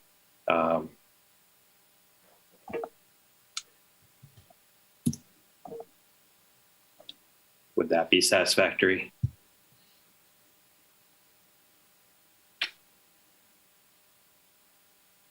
The word there, is that dangling modifier? Who is that referring to? When the customer or the applicant? The applicant. When I can change that to the applicant's possession. Yeah. Just make it clear. Sure. So I think that's fine. I don't like crafting language quite like this, but I think that's fine. This might make sense just to bring it back, but I'll allow the amendment and we can move forward. Okay, so any further discussion on the motion on the amendment? Okay, no. So let's move on to a vote on this motion by Commissioner Stevens, seconded by Commissioner Mendel, with the amendment by Commissioner Stevens for his subject language, I think, regarding the paint, and then the friendly amendment by Commissioner Bonilla on parking. Secretary Chan, did you get all that? I think so, but I just want to be sure of something. Sure. Commissioner Stevens made a motion and he added stronger language to improve the aesthetic appeal of the building. Joe is working on the language. Commissioner Mendel seconded the motion. Commissioner Bonilla made a friendly amendment that the business not park the cars that they are working on in the residential area. Both, I know Commissioner Mendel accepted it. Commissioner Stevens, did you accept the friendly amendment also? I did. Thank you. All right. Denise, there's also one other thing that Mr. Brick just added into the chat, that it had to do with the 9 days of approval for paint. The applicant shall paint the building within 90 days of approval has to be added to that. Right, and that was part of the Commissioner Stevens' motion about the facility painting the building. And Joe put in a time limit. One of you asked about the time limit. Commissioner Mendel, I believe. It's late. What can I say? I think we're good. Let's go for a vote. All right. I think you got it, Ms. Chan. If I could also just request, if the condition related to the paint, that the paint shall be reviewed and approved by the planning division or something. We don't want them to go out there and paint it yellow. Or bright pink or something. We want to have just some ability to review and make sure that it is consistent, and it's, we could just add that language, shall be reviewed and approved by the planning division prior to painting or something like that. Right, isn't that usually standard when in a COA regarding the painting of a building? Typically, but the way that the condition is worded now, the applicant shall paint the building within 90 days of approval of a color by the planning director. I think that's very good. Thank you. Thank you, Joe. Okay, here we go. I'll just propose that as a friendly amendment. So we're. Wait, sorry, are you adding a friendly amendment, Commissioner Kenda, before we move on to the vote? I just want to be clear that, I'll add that friendly amendment that Jeremy had just described. So that is, and like if you, Alan, and Robert would. Well, I think it's part of. You don't need to. Yeah. Okay, it wasn't clear procedurally how that was getting. Yeah, it's part of Commissioner Stevens's amendment. So I think we're good there. Go ahead, Ms. Chan. Commissioner Ali Sullivan. I'm sorry, I really don't believe we should be doing this type of work on the fly like this, and it would really be strengthened by coming back to us fully baked, so I'm voting no. Commissioner Bonilla. Aye. Commissioner Goldstein. Yes. Commissioner Mendel. Yep. Commissioner Okenda. I also don't believe this is fully ready, and I don't also believe agree with the use, so I'm going to vote no. Commissioner Stevens. Yes. Chair Roche. No, I have similar concerns to my other commissioners, so my vote is no. That is 4 ayes and 3 noes. Okay, Thank you. And with that, the motion passes with a vote of 4-3. Let's see. Thank you, everyone, for the discussion. That concludes our items for this evening. And let's move on to the minutes of the Planning Commission. Do we have a motion to approve the minutes of the July 22nd, 2021 meeting? I'll move to approve the minutes. Thank you. Commissioner Kenda, second? I'll second. Is that Commissioner Stevens? That is. Okay. Ms. Chan, you got that? Yeah. Commissioner Ali Sullivan. Aye. Commissioner Bonilla. Aye. Commissioner Goldstein. Yes. Commissioner Mendel. Yes. Commissioner Okenda. Yes. Commissioner Stevens. Yes. Chair Roche. Yes. Thank you. Thank you. Okay, let's move on to commission reports. Do we have anything from staff? I have 3 quick items. The first one is just a friendly reminder about the joint PC-CC work session on affordable housing and residential design guidelines is still scheduled for September 28th, which is on a Tuesday. Please mark your calendars. I think right now it's still between the hours of 5 and 7. So that'll be a joint PC meeting. In lieu of that, it does not appear that we have anything scheduled for the regular Planning Commission meeting on September 23rd. So unless anything changes, that meeting will be canceled. Last thing, the other thing I wanted to mention is that we are planning to, as of now, resume in-person commission meetings starting in October. It looks like the state's action on the Brown Act expires at the end of September, and unless that gets extended, at least one member of the commission is happy about that. But unless this gets extended, we will be back in person. And I think what our team is looking at doing is creating a hybrid option that members and residents have the option to maybe call in, but I don't have all of the information on that. So more to come on that.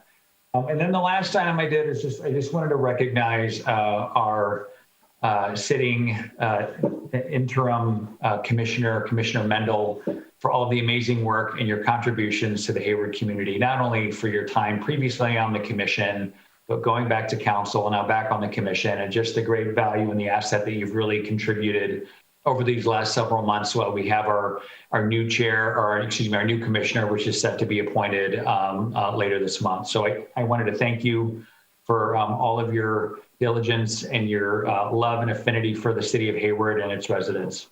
And I will turn it over to Chair Roche now if you have any other comments on that.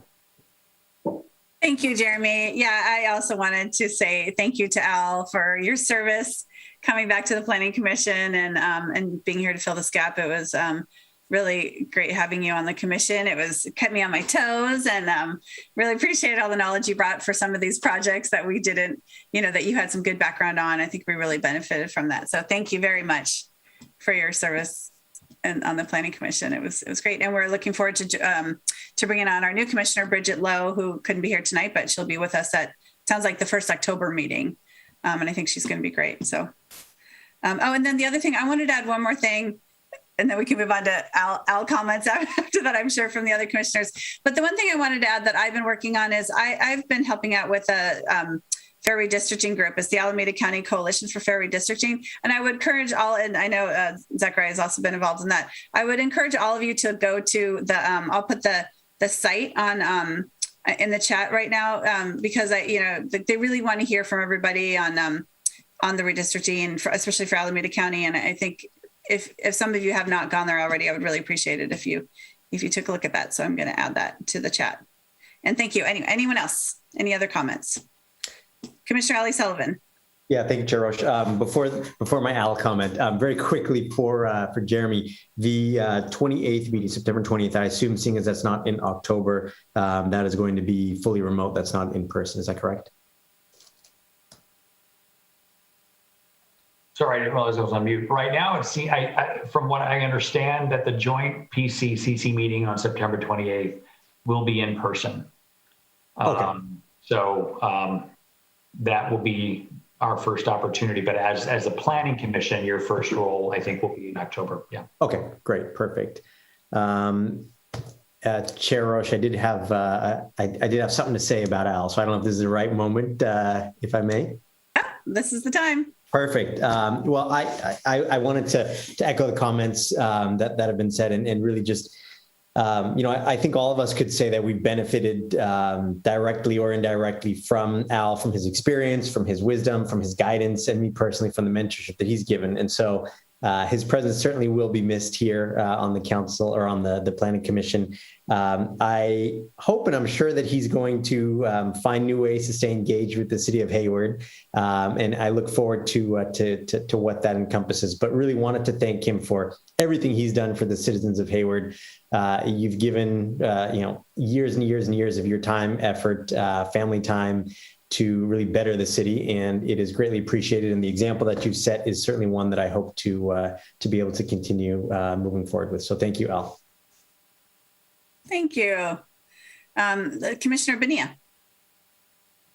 I just want to also thank you, Al, for your contributions on the Planning Commission. Your thoughts are always great, sometimes provocative. They help us think a little bit more broadly about how we've been tackling some issues. But I just wanted to say thank you for always being bold, for being willing to take non-popular stances, but also be willing to advocate for what's right for the Hayward community. Ultimately, we're better because of the contributions that you've made to the city, and I just want to say thank you for that. In addition, September is National Preparedness Month, and National Preparedness Month is a month that's observed across the United States, and it's really meant to raise awareness about important issues related to preparing for disasters and emergencies, and we know that we've experienced a lot of those. So this year's theme is Prepared to Protect. Preparing for disasters is protecting everyone you love. I would encourage you guys to go to ready.gov to get some easy tips on some actions that we could take throughout the month of September to continue to improve our readiness and resiliency to any event and challenge that we may face. Thank you. Thank you. Commissioner Kenda.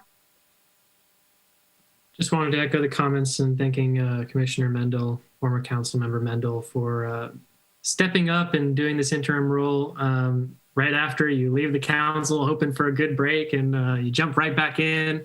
I'm sure you're going to find other ways to do the same thing because you just can't stay away, and we want you. So thank you for all the service you're doing. And I look forward to working with you in other capacities. And Commissioner Goldstein. Yes, of course, I have to chime in for Al. Your guidance, your mentorship has just been incalculable. So really, I just wanted to thank you for coming back to the commission and participating with us, as well as everything that you do outside of public view to make our community so much better, so much stronger. Really appreciate it. On a second note, and in line with Ray's comments about National Preparedness Month, the Alameda County Office of Emergency Services will be participating on November 3rd with the FEMA organized annual disaster drill, which this year will be simulating a major earthquake along the Hayward Fault.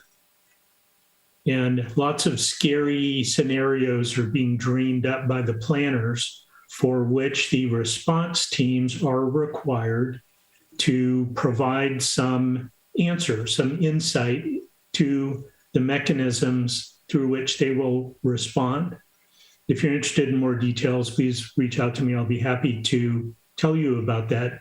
The important detail I wanted to add to that is, for the first time, amateur radio operators will be participating with the 16 counties representing the Bay Area that are participating in this disaster drill. And what you can do to help is become knowledgeable about CERT, that's the Community Emergency Response Team, as well as amateur radio generally, and maybe more in particularly the amateur radio emergency services called ARES. There are volunteers in our community and throughout the nation and across the globe who participate for free with their own equipment in order to help during disasters. not just simulated disasters, but real ones, like the wildfires and the hurricanes and so forth. And so please become knowledgeable, at least enough so that when asked for your support, you can give it wholeheartedly. That's my request. Thank you. Thank you. Commissioner Stevens. So Al gave me a good piece of advice a couple of months ago. He said, you can't possibly know everything in the first year or two on the Planning Commission. And that really helped me sort of think about how to approach this. So I really appreciate that. So thanks, Al. Best wishes. Thank you. And Commissioner Mendel, I'm giving you the last word. Well, thank you, Chair. It's been fun. It's only been 5-6 months, but I've really enjoyed working with all of you, the staff and the commission. This is a good group, strong group. We've had some spirited debates, but always professional and friendly, and I really appreciate that about all of you. A special thanks to Chair Roche, who's done a really good job of keeping me in line, which I know can sometimes be difficult. So kudos to you on that. And you guys are going to love Commissioner Lowe. I've worked with her on the Library Commission. She's a professional. She's going to fit right in with this team and just make you guys, even better. So enjoy the rest of your service, and I will be around. You can call me anytime. Thank you, Chair. Thank you, Commissioner Mendel. It won't be the same without you, but we will move on and regroup with our new commissioner and move forward with that. And I hope you'll watch and continue to give us guidance if you have time. So with that, great meeting, everyone. And I think we can adjourn. It is 10:36. We got through a lot tonight. And Ms. Chan, did you want to say something before I finish? No, I just wanted to thank Commissioner Mendel, Councilmember Mendel. It's been a ride. You take care of yourself and your family. Thanks, Ms. Chan. Did you want to say something too, Joe? Yes, I'd also like to say thanks, Al, and look forward to seeing what commission you're on next. Personnel commission, wherever there's a vacancy. So That's true. Hopefully we'll see you still around. Okay, anyone else? Because that was really nice. Thank you, everyone. Okay, I think we can end on those positive notes. Thanks, everybody. Let's adjourn at 10:37 p.m. and everybody have a good evening. Good night. Everybody, bye. Bye.